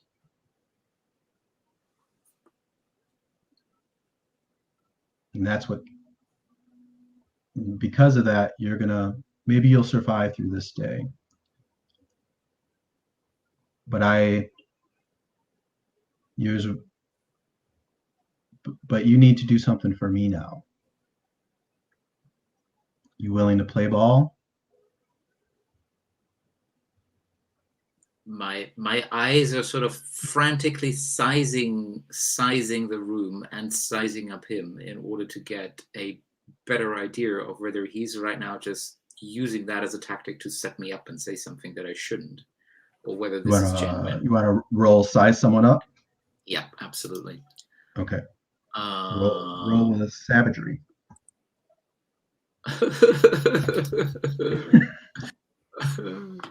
I'm so bad. Oi, oi, oi. Okay. Dice have mercy. Yay. All right. Still All a right. 7. So All right. that'll give you a +1 forward, and you can ask one of those questions under size someone up.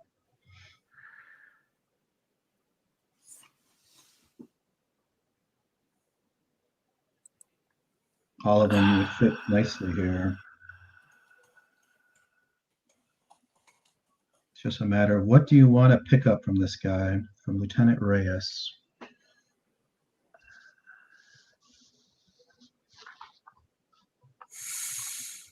It's not dominant submission, not what he intends to do next. I think it's the how could I get you to. I think this is the how could I get you to, I don't know, give me some uncontrolled piece of information, whether you're setting me up or not. How could I how could I turn this conversation to a point where I get an idea of, is he setting me up or not? Okay.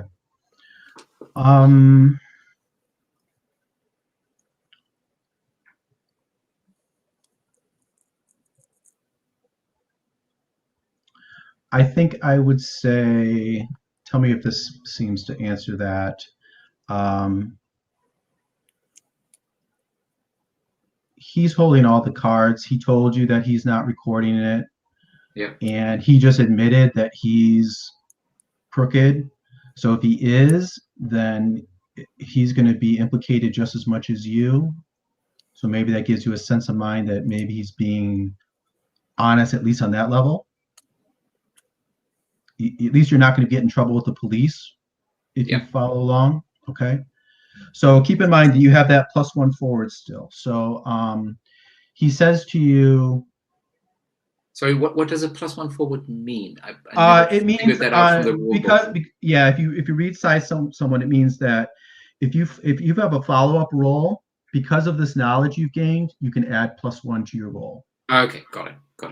That's sort of like the payoff for getting a hit on size someone up. Most PBTA games have a similar sort of mechanic. Got it. Okay. So he says to you, I saved your life. He says something. He says, let's get down to brass tacks.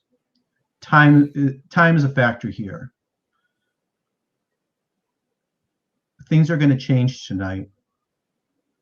I'm planning to take care of the Jefe.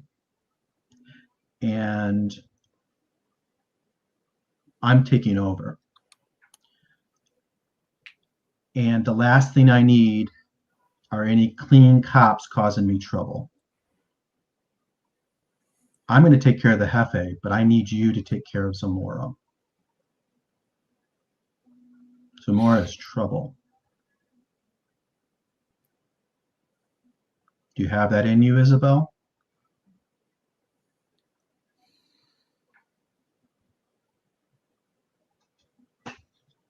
Close my eyes.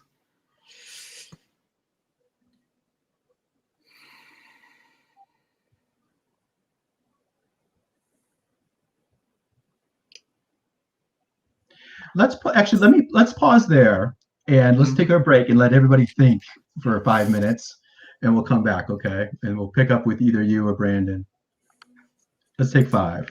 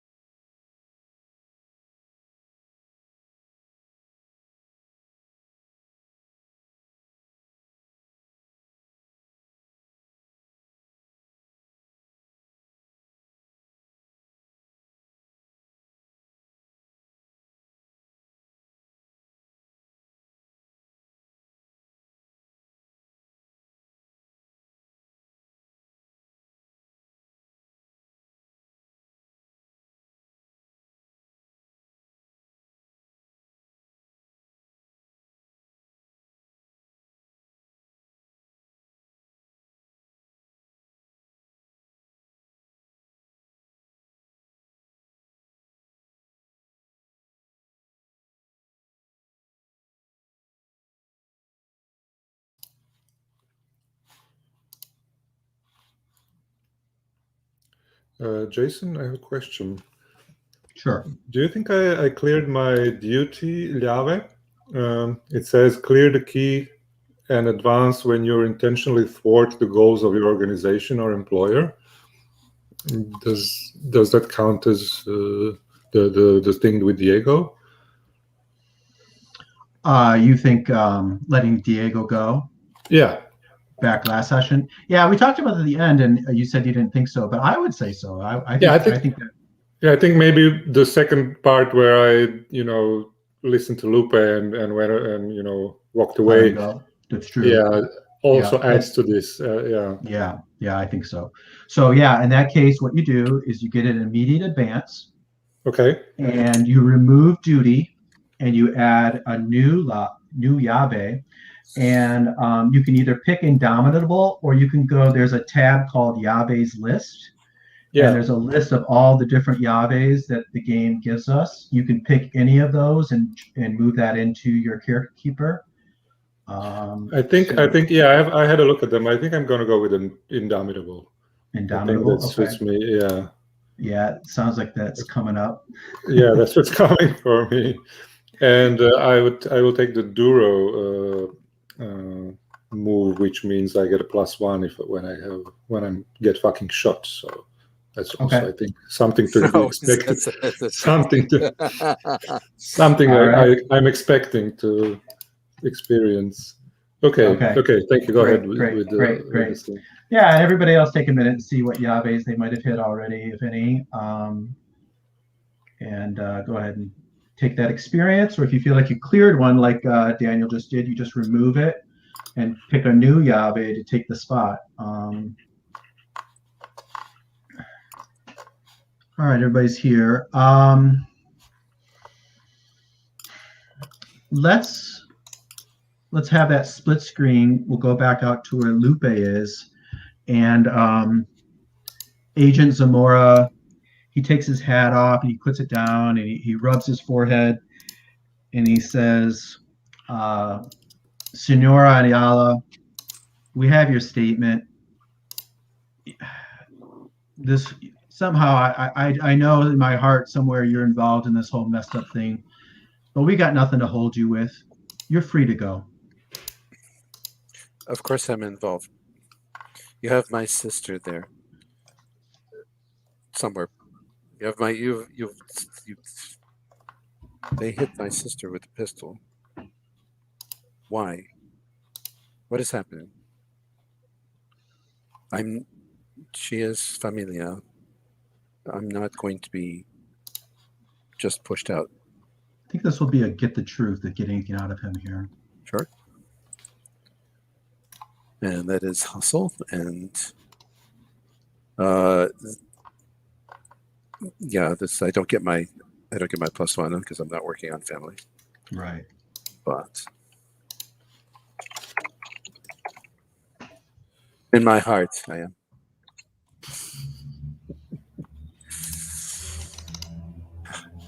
Okay. 9. On a 7 and 9, you can pick one. So you can get the complete truth. You can stop him from giving you any lies, or you can stop him from stonewalling.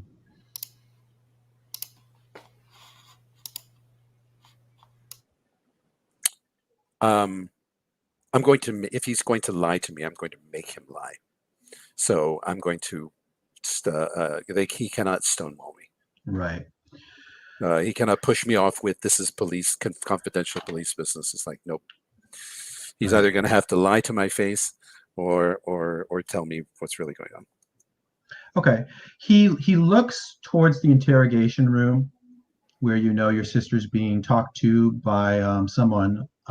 Maybe you saw him go in. I don't think you've met Lieutenant Reyes yet, so you wouldn't know who it is.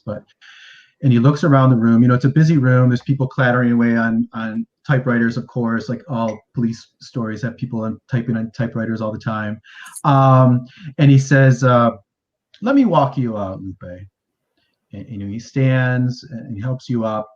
And, you know, as you're walking and talking, he says, I don't know why I'm telling you this. For some reason, I feel like I got to get off my chest. Maybe I trust you. I don't know. Maybe I need your help. This police department is a den of snakes and thieves and liars and killers. And for some reason, I feel like I want to do the right thing. And I think your sister's caught up in it. Your sister is dirty.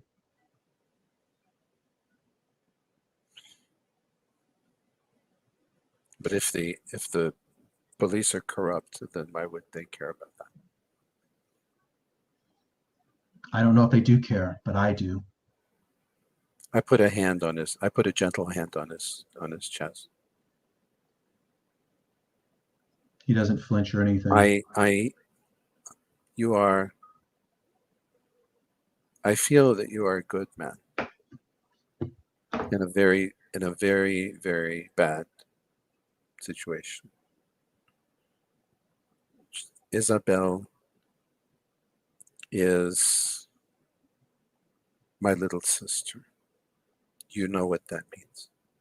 I'm responsible for her. It doesn't matter that she's a policeman and I'm nobody.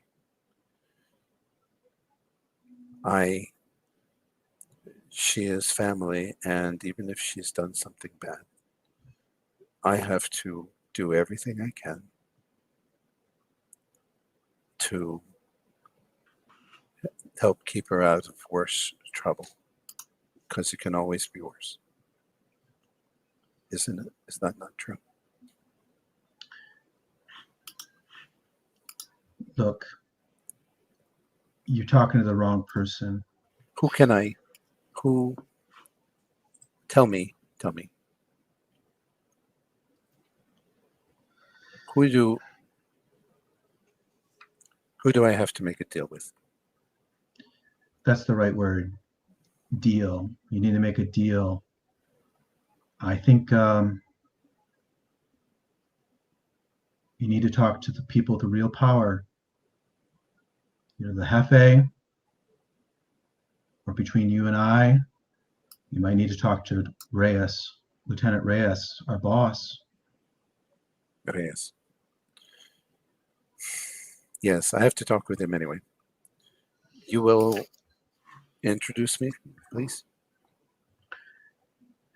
He hands you a piece of paper with the phone number, and he says, "That's the most I can do." You already have the number, back when the Mother Maria gave it to you, so you recognize it. But He is here, says, yes. Yeah. I cannot. He's talking to your sister right now. Then I need to talk to him. And let's cut back to that room then, and we'll come back to you, Isabel. So here you are, and there's this pregnant pause. You're gonna play ball. I need someone to get rid of Zamora.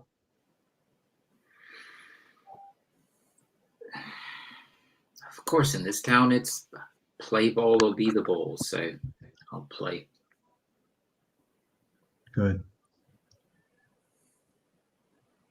Look, everybody's heading to this football stadium. Something's going to happen there tonight.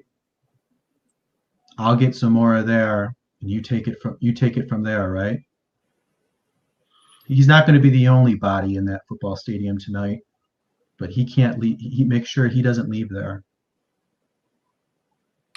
Fair enough. And he says, "All right, you're free to go." He opens the door and he says, "Everybody give Agent what's your last name? Zagal? Agent Zagal a hand. Good job. You found the witness." And they all sort of have sort of a slow clap, or and you're free to go. Let's check in with Angel and Saul in the dark alley with Azul bleeding out. Pick it up there, guys. Saul, what have you been doing here? What the fuck, Angel? First you set me up with this trader who buys the guns and sells to Los Zetas, and then you shoot Azul. What the fuck, Angel? I didn't shoot Azul. He's bleeding out. He was in the way of the bullet. I was shooting at Fernando, the guy. What were you doing buying guns from him? What do you need guns for? I need guns. Everyone's got guns. I need guns. You told me to go to him. I went to him. He said in the middle of the deal, started to pocket the money and run away to sell to Los Zetas. And then you shot Azul. What the hell, Angel? Angel, when you say, what do you need guns for? Do you want to roll Get the Truth? No. I just wanted to say, straight away. Never mind why we did guns. And before I forget, you're gonna need guns now. Sorry, yeah. Brandon, when you roll get the truth and you got a hit, you can remove one stress. You can reduce okay. your stress by one. Thank you. Go ahead. Sorry, Daniel. Continue. I wanted to verbally shame or abuse Angel. That's why I'm shouting. Okay. Yeah, go ahead and roll that. That sounds like you laid that out there. Yeah, to put it even further, and then to be sorry for it, I will even say, did you set me up with him so that he will fuck me up for my hard-earned money? Yeah. Okay. All right. Yeah, go ahead. Yeah. Roll with face. Roll with face. Yeah. I feel so bad. I'm so sorry for it. No, that's the way the game works. It pushes you to do this. Yeah. I should clear my stress too. Yeah. Take a look at those. Yeah, you might need to after this roll. It's an 8. Oh shit. Okay. So Yeah. on a hit, your words hit hard. Tell them to mark stress. So Angel takes a stress, and I think you clear one stress. Yeah. Yeah. Okay. So I'm now at 5 stress. So, and I'm going to say, I'm going to go ahead. So I have the option at any point to say that you have to take a stress move as soon as possible. This seems like a good time to do it. So I'm putting that pressure on you. Okay. So, I think I maybe because, I'll just go ahead and punch Pavel. Oh, I mean, Saul. Okay. Yeah. So don't shout at me. So the dishing out a beatdown, you have to have you have to have dominance over them, or you have to have them what's the word? So basically what I'm saying is if you want to punch Pavel, you're going to have to probably first fight him, toe to toe and knock him down, and then you can lay a beat down on him once he's sort of it's sort of like usually the dish out or beat down is like if someone's tied up or whatever and you're just wailing on them, or if they're already wounded or something. Yeah. Okay, yeah, you're right. Okay, so I'll just, that means I'm happy to say that Fernando is still alive a little bit. If you want to finish him off and use it that way, it's pretty brutal, but that would be another alternative also. Yeah, I can do this. Yeah, I mean, I don't like being shouted at, so maybe I don't know. I want to, but never mind. If I can finish off Fernando, that would be okay too. Yeah. Okay. Yeah. Well, and within our comfort level of the table, tell us a little bit of what that looks like. The sort of brutality that you're hitting him with, presumably with a final bullet through the brain or something, right? Yeah. So he's sort of alive still, but bleeding out. And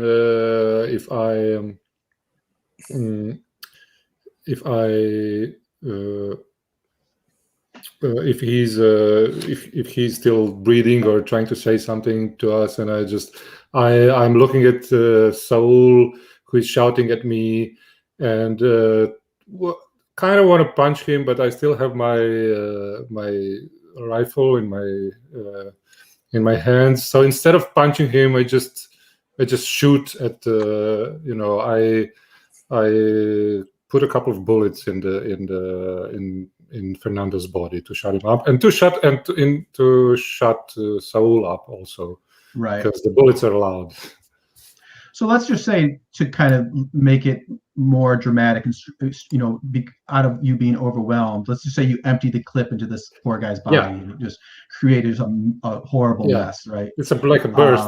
Put it in a burst. And the noise and the violence hopefully will shut Saul up also, right? Yeah. All right, so go ahead and roll. What's that one with? Savagery. Yeah. Savagery. And it's +1. You have to roll. I think you missed the dice. Yeah. Okay, so I roll it again. That's an 8. Okay. So 7 and 9, you hurt them, but it's not enough. Clear 1 stress.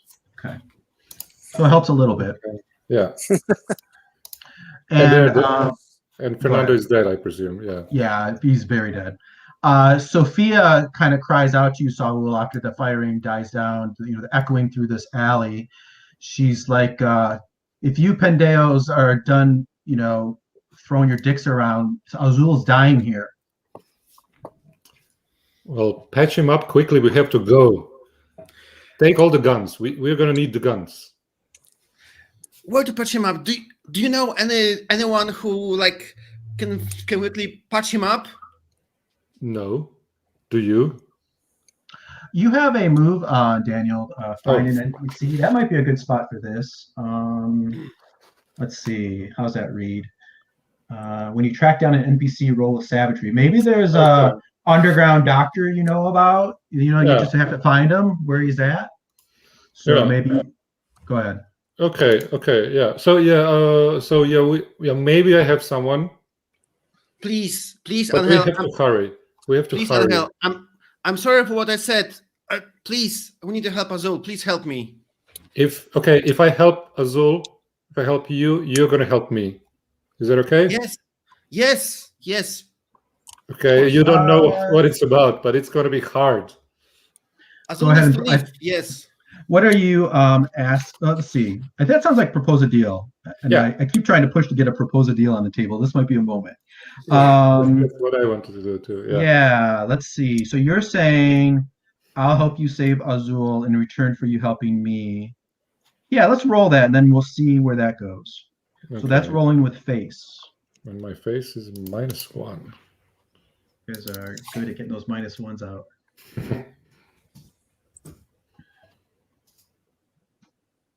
All right. That's a 3. Let's see. So, I think I'll do the thing where my hard move will be that Saul, you can have a 10+ against Angel, so you can pressure, get the truth, justify your behavior, propose a deal, and automatically get a 10+. He's not good at making deals. He's not good at lying. He's stressed out. You can take advantage of him here if you want.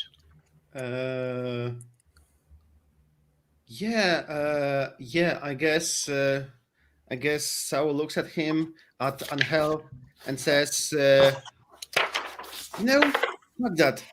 No deal. You're gonna help me find a doctor because you owed me. You pointed at me at this crooked arms trader who was selling with Los Zetas, which is totally untrue. It never happened. It never was. But I'm saying it. And I'm not going to say anyone about this, but you help me find a doctor right now. And then we're going to talk about your deal." Okay. So I'm looking at pressure someone with a full result. Yeah, I think so. So on a hit, they see your point. They have to follow your lead or mark stress.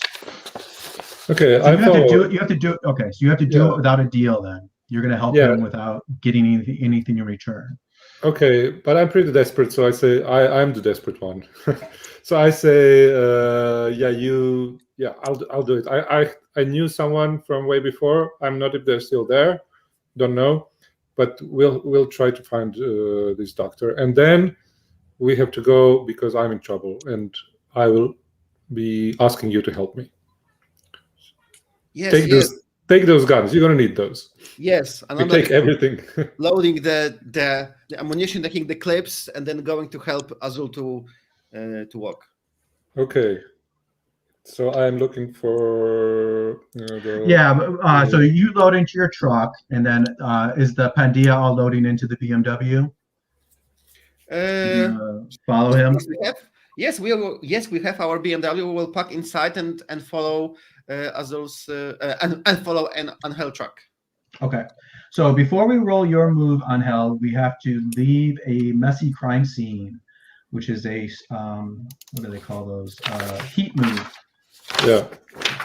So we roll with of the two of you, the one with the higher heat, which I think is Angel. So you're going to roll with heat. Leave a messy crime scene before the authorities arrive. Okay, +1 is that. This is what roll? What's a low? Roll low. Yeah, you want to roll low. 7. 7. And you can't assist on stress, drug, and heat moves. You can't do help. So It's just straight up a 7. Only the local police take an interest, make a threat, or flash some dinero to smooth things over. So you guys load in to your vehicles and you start to drive out of here. And a local police car comes up, and with its sirens blaring, and blocks your way. And a uniformed police officer gets out of his car. They pulled out their shotgun, and it's just these two cops. And he walks up to your door of your truck, on Hell, and he says, "What's going on here?" Nothing, officer. We just need to go. This has been some kind of a accident here, and maybe we can arrange for some deal for you to let us go and file your report. Saul, can you help these gentlemen? Let us go. I think I read from the wrong one, but it's basically fits still with what we have. Yeah. Authorities respond before they can get away completely, but they are isolated or unprepared for what they find. So yeah, this our fiction seems to fit that.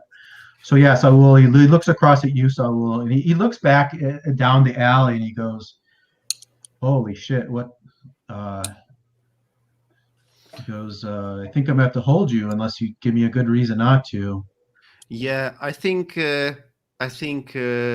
Saul probably parked like to the side, and then like leans from the window with the like goat horn, just like cocks it, and looks at the guy, and he says, "I think nothing happens here, officer. Right?" Right. That sounds like probably pressure or someone, isn't it? Yes, I think that's what I'm going for. Roll with hustle. Oh, so good.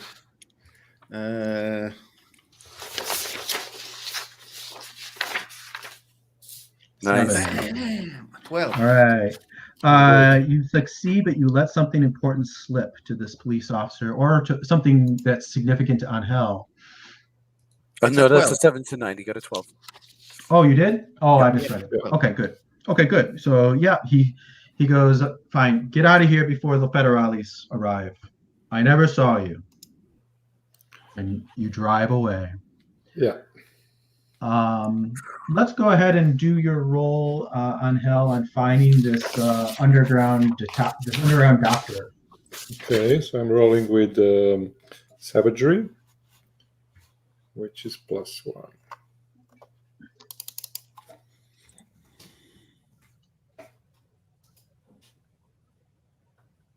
Six. Six. If you can come up with a rationale, I can imagine Saul could help here. Yeah. Yes, of course. Yeah, I mentioned the name of the guy who I knew from before I left, who used to patch me up, or someone else if I needed him. He's a dentist. He has a legit dentist practice, but he also has an underground practice for us if we need someone to. And maybe Saul knows him too, because he's like he's a name that can be known. Yeah, let's bring the Paco, who is only half high, into it. And as we are in our BMW and we're driving behind the truck, Saul turns to Paco. "Paco, think!" And I like give the doctor name. "Have you heard of him? Where can we find him?" Angel might not know his current location. Yeah, Okay. I don't remember where he was. So on the help, Saul, you can wager. Look like you can wager 1 or 2 stress. I really care for my cabron, so I'm going to wager 2 stress. Okay.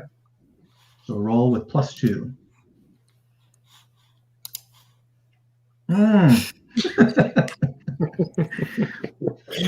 Oh, we're doing well.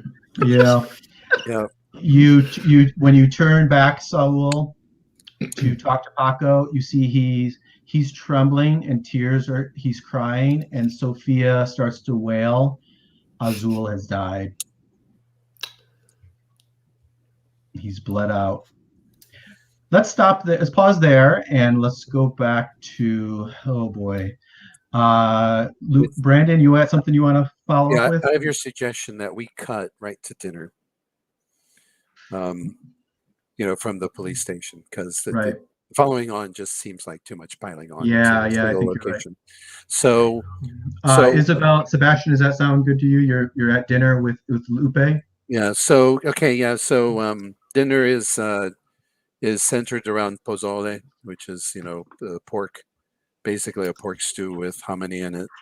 It's a very traditional dish, and Lupe Can I is pulling interject? out all the stops. I would like to interject and remind you that you both got a text about Javier in hospital. We did, Yeah. we did do We'll that, get to yeah, that. and yeah, Okay. we're going to Yeah. get to that. We got a lot of drama.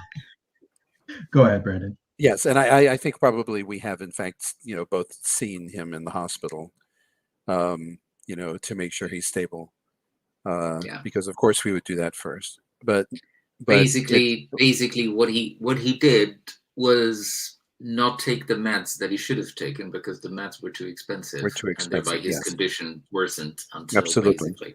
Yes. So back we in are hospital. sitting and we are eating like civilized persons because you haven't eaten all day. And Lupe is fussing over you a little bit. Yeah. And I think to that, I know my stress is not too high, but I feel like she's in a situation right now where she needs to de-stress.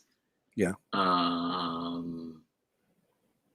So I think I'm gonna bring a couple too many bottles of hard liquor to this dinner. And yeah. While you're fussing over me, basically, I'm gonna get shot on alcohol this evening. Makes sense. So Go ahead and roll. with grit. Yeah, on a 7 to 9, the dogs take a toll, make a drug move. On a miss, you're in deep. Okay. So my grit is also 1. Okay, better than -1. That's a 5. I'm in deep. Okay. The dice are crap. Oh yeah. All right. May I suggest in vino veritas? In other words, yeah, you are drunk enough that you are going to say some things that you would otherwise never say. Drug move. If you make a drug move, pick one. Where's where it says? Oh yeah, lose yourself in a substance. On a miss, you're deep. So what I'm going to have you do is, indeed, I think you're going to let out more than you should to your sister. In addition, you need to take one of the drug moves under alcohol. Make a scene about how you were wrong. I guess we already talked about the let slip something to the wrong person and wreck something meaningful carelessly. And I think at the end of the scene, okay, so what I'm going to do is you have to make the alcohol move. So you're going to let slip something to the wrong person. And then at the end of the scene, you're going to pass out. Yeah. You're so worn out. You probably have a concussion. You're in a bad place. So go ahead and play out the scene, and then you're going to pass out at the end of it.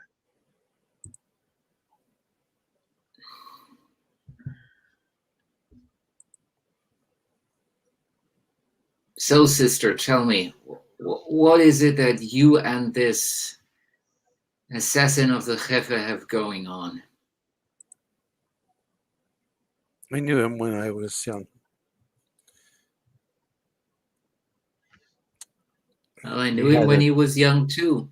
We had yes, but we had a thing.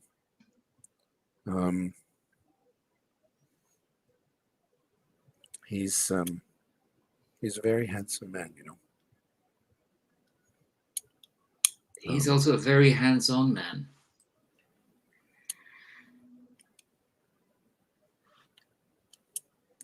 And I know that what he does for a living is not a good thing, that he's not a good person. But I couldn't bear that one of you, or maybe both of you, were going to get shot. I'm not sorry for what I did. Okay, so now you're the good person here, right? We're all the bad people, and my sister is the innocent one. Well, Listen, that's what I always thought. I don't care what you've done. Do you understand that? I don't care what you have done. I just want to keep you alive. If you've killed people, if you've taken money, it's all the same thing to me. You are family, and that's the only thing that matters. Well, Fat Chance keeping me alive says you basically have. I basically have the choice between letting the Jefe know that he's been taken down by our new police chief or killing another cop tonight. Don't do that. Whatever you do, you mean Zamora, don't you? He's the only good apple in that barrel. I didn't know Reyes was so bad. Well, I didn't know until today either. This town. They trapped you. They trapped you, and I'm going to make them pay for that.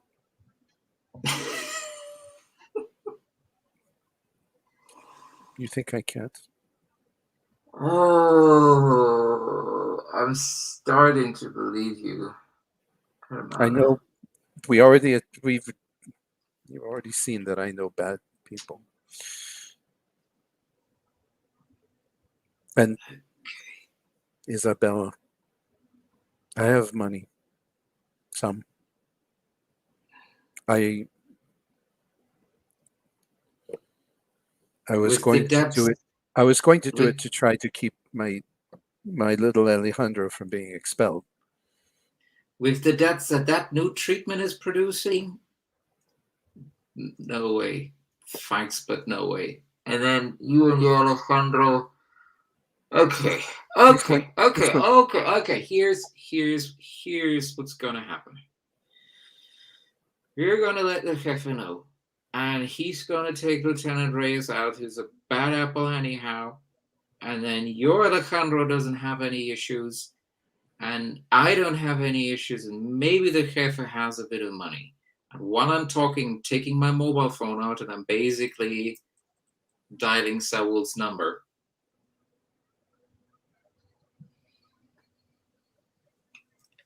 Saul?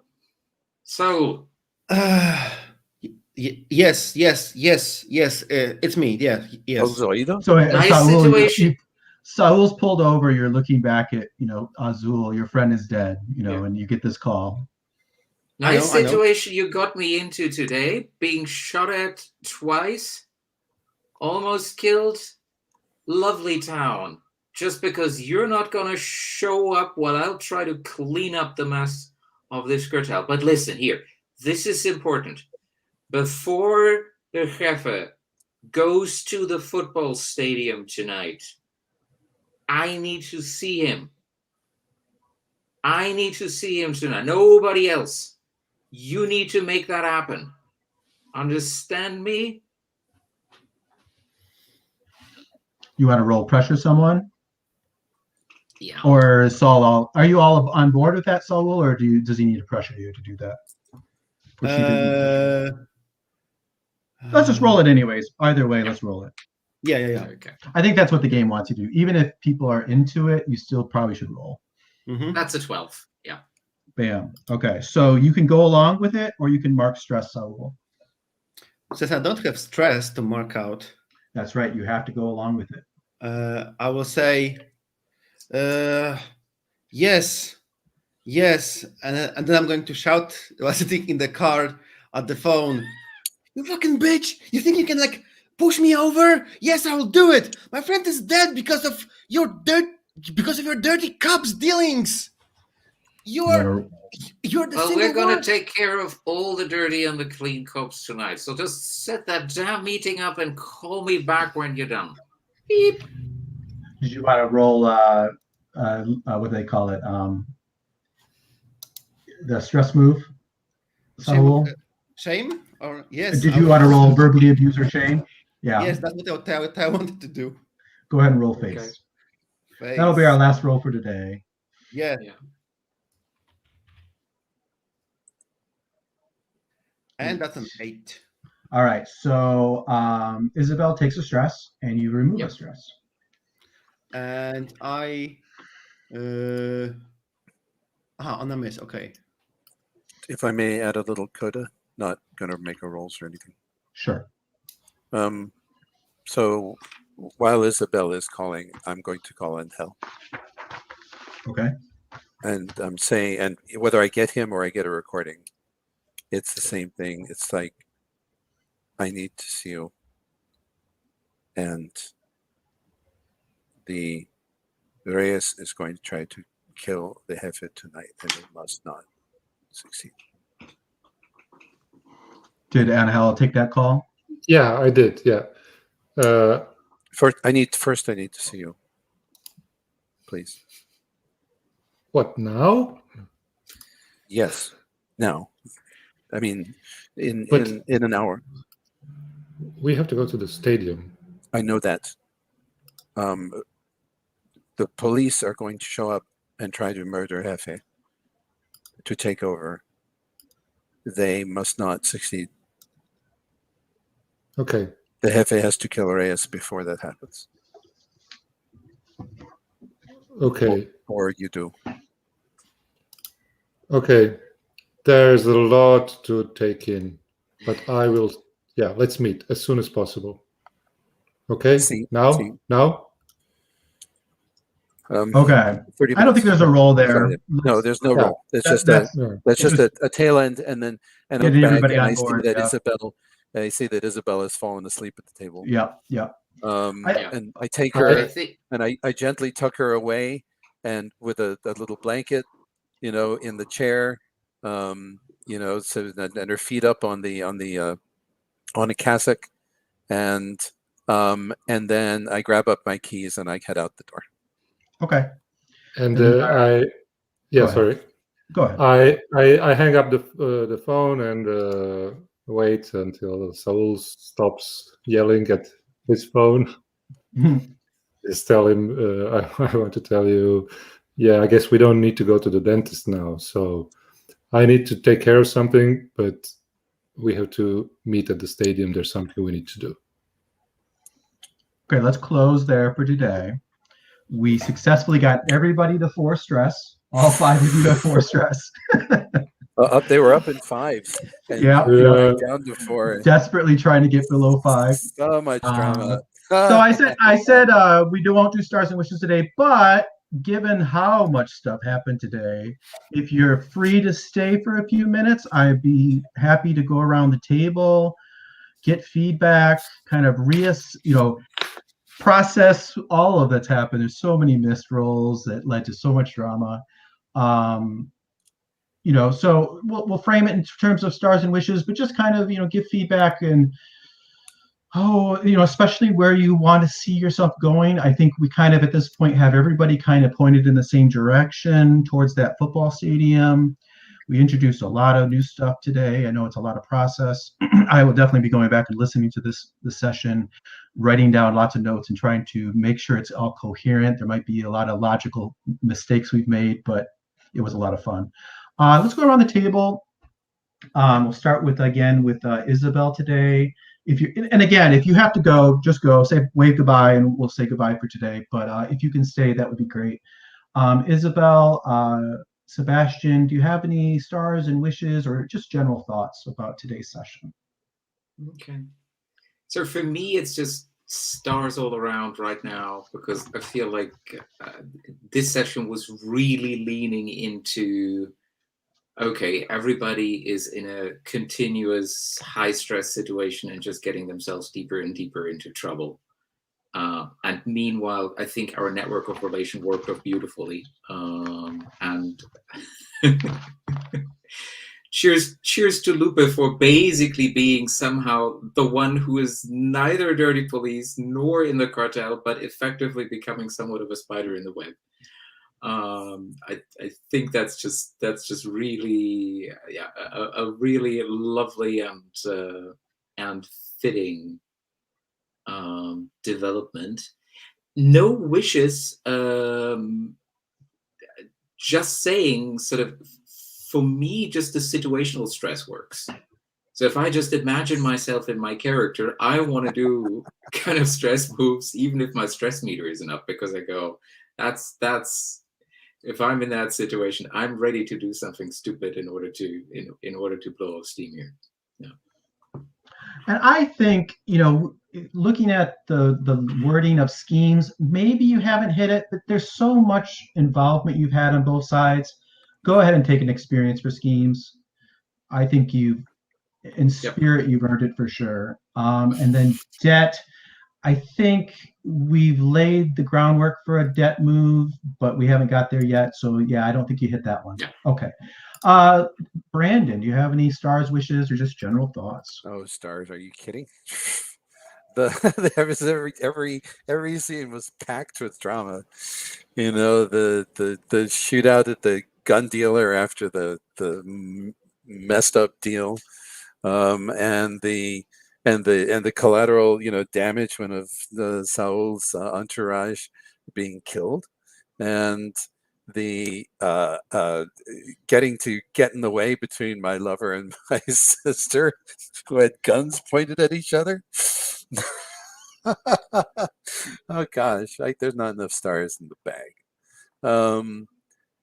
As far as wishes go, I think I've got my wish. Lupe is in deep with a situation that I mean, that Isabel's right, that this is not something that this is not what she's good at. But her obligations are such that she's got no choice. And so, yes, I'm about to try to persuade someone to murder somebody else. And so that's good enough for me. The emotional fallout from that can't be beat. I just want, so my only wish is that, if Isabel gets put in a situation where where she might get killed, that I get to try to do something about it. Yeah. I don't want her killed in isolation, because that wouldn't be dramatically fun. Yeah, the thing, your character and Isabel's too, like for your character having Alejandro's situation still be relevant and having that come into play, the way things went today, that kind of took a back burner. It's still sort of hanging over your head. Whether or not we'll bring that to fruition, I'm not sure, but I'm going to try. I presume he's been suspended, or something like that, and I think if you take care of Reyes, that will sort of take care of that problem too, right? Yes. Murdering the guy with the complaint it will probably work, but of course it is the awful solution. Yeah.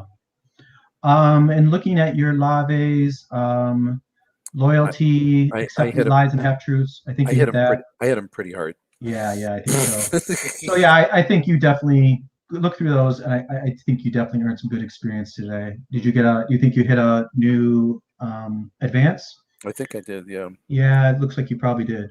All right, let's move on to Daniel. Daniel, the thoughts for today's session? Yeah, I have nothing really to add because it was really, stars for everyone. The first scene was already so intense, and then it just went further down. Everyone is so much in character, and this is really, really, really, really great. And I don't think I have ever played in a session which was so dramatic. And these are my favorite kinds of scenes where I have choice, but none of the choices is really good. Yeah. So I have no idea what I'm going to do, but then it just boils down on how to exploring your characters, what my character would deem am I going to do the right thing or the wrong thing, or it doesn't matter if it's a success or not. And these are kind of my favorite types of choices in role-playing games. And everyone was working so hard. Even you, Jason, you added to the fire with Reyes and everyone.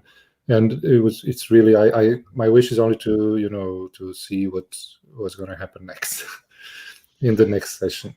I have no idea. I have one wish, and this is maybe not for the next session, but maybe yes. I took this. I don't think I hit any Yaves other than the one I cleared. So I took an advancement, and this is the Duro move, which says when you get fucking shot, add +1 to your roll. On a miss, you have time for an act of vengeance or kindness before you fall to your wounds. And I think this would be really cool. I don't know if I'm going to get there, but this would really be cool for a character to do. So yeah, that's it. Okay. Yep. Congratulations to everyone. Yeah. I hope you'll be able to roll that move, but then again, maybe not, because it implies it's your final act, right? Your final heroic act. All right, great. Let's move to Pavel. Pavel, any thoughts? I'm very sorry for shouting at everyone and verbally abusing. I just got so rallied up. It was the first scene was very perfect with the emotion and the loop in between. Then the meeting with Lieutenant between Isabel and the Lieutenant and the dirty cap talk and this if there ever was a pregnant pause, it was when the deal was set on the table and it was like it was perfect. Lupa conversations with everyone were amazing. I love how Anahel played in all of this, how he came to help me. And Jason, perfect, how it is called, putting screws on everyone and twisting the knife, or yeah, we know what we mean. Wishes? I don't know. I just wish because we constantly say that this meeting is tonight. We have to go to the stadium. I feel I would like to make a drug lose myself in the suspense, but I'm afraid I wouldn't miss all the big action. I don't know how this is framed, but I would like to have some time to lose ourselves in the substance. But I will try to maybe put the drugs on the car and just start sniffing them. But yeah, well, coke. If it's coke is the obvious substance, because that will not make you fall asleep or stuff like that. It'll make you do something stupid. Yeah, and I've left this whole thing at the football stadium kind of vague. It's going to happen tonight. It might happen at 3 a.m. It might happen in an hour. You guys have plenty of room to do lots of mischief before that happens, right? Amazing. Yeah. Sweet. I think we've gone all around. Great. One other thing, this is really sort of a meta thing the game masters think about sometimes is the number of dice rolls in the course of the game, because it has a big influence, especially in a PBTA game, because of course the more you roll, the more you're going to fail, and there were so many failures today, and I think it was more just I don't know if anybody has any thoughts of did we roll too much, did we roll too little, or I think it really just meant it was just fate. You guys missed so many times. But the other thing on my mind is, going into today, I anticipated Ignacio being a center of a lot of the drama, and then Matthew couldn't make it. So especially as you guys got 6 minuses, I found myself needing to bring in sort of off the back part of the stove, this character Reyes to sort of jump into the fray as sort of an antagonist. And I didn't anticipate having that, but I think it went pretty well. And he certainly messed with a lot of you guys, but I guess there's not really a point there, just thinking aloud. It sounded pretty bland. If it was off the cuff, that was pretty good. That was great.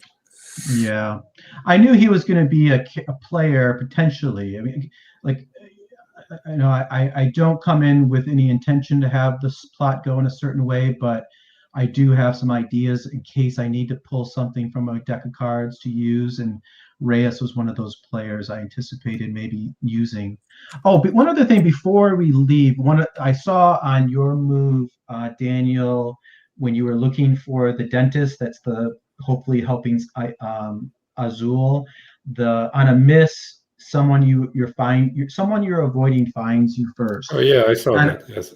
and I think what we see is that, there you are talking with Saul, with Azul's dead body in the back of the BMW, and standing on the roof, silhouetted, in front of the moon or whatever, is that Navigante is watching you again. Okay. All right. So that's where that Excellent. goes.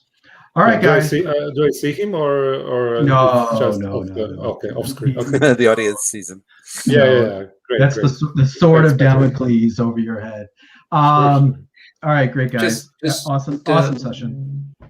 One reflection on Lieutenant Ray is kind of my only concern that didn't come into play today, but that's sort of my worry, is that heat mechanics and everything like that, sort of, if the police up from the highest top up is entirely corrupt, then I feel like some of this kind of keeping things secret or keeping up appearances, etc., sort of falls apart, because you're basically saying, okay, now basically even the police has just become a gang and it's just a complete shootout. I think, right, if that's where you want to take it, that's fine. But if not, then the whole sort of heat mechanic and things connected to that become a bit meaningless almost. Right. Remember he's the leader of the anti-cartel task force. So he's not the leader of the whole police department. So we won't define it, but there's all other elements of the police that we can bring in as needed. Good cops, bad cops, in between cops, all kinds of different cops. Even possibly an American. Mm-hmm. Right? A CIA man or such, or a DEA man who's been deputized and who brings the real heat. Mm-hmm. Right. Yeah. There's a whole mess of different police organizations we can bring in as needed. But as of now, yes, Reyes, at least the way he portrays himself and the way he's been seen, he has this sort of omnipotent sort of role, at least to you guys, that it got caught up in his plots. But yeah, good point though. We'll keep that in mind. All right. Cool. If there's nothing else, we'll call it a day. I will see you guys all next Sunday. Have a good one. Bye.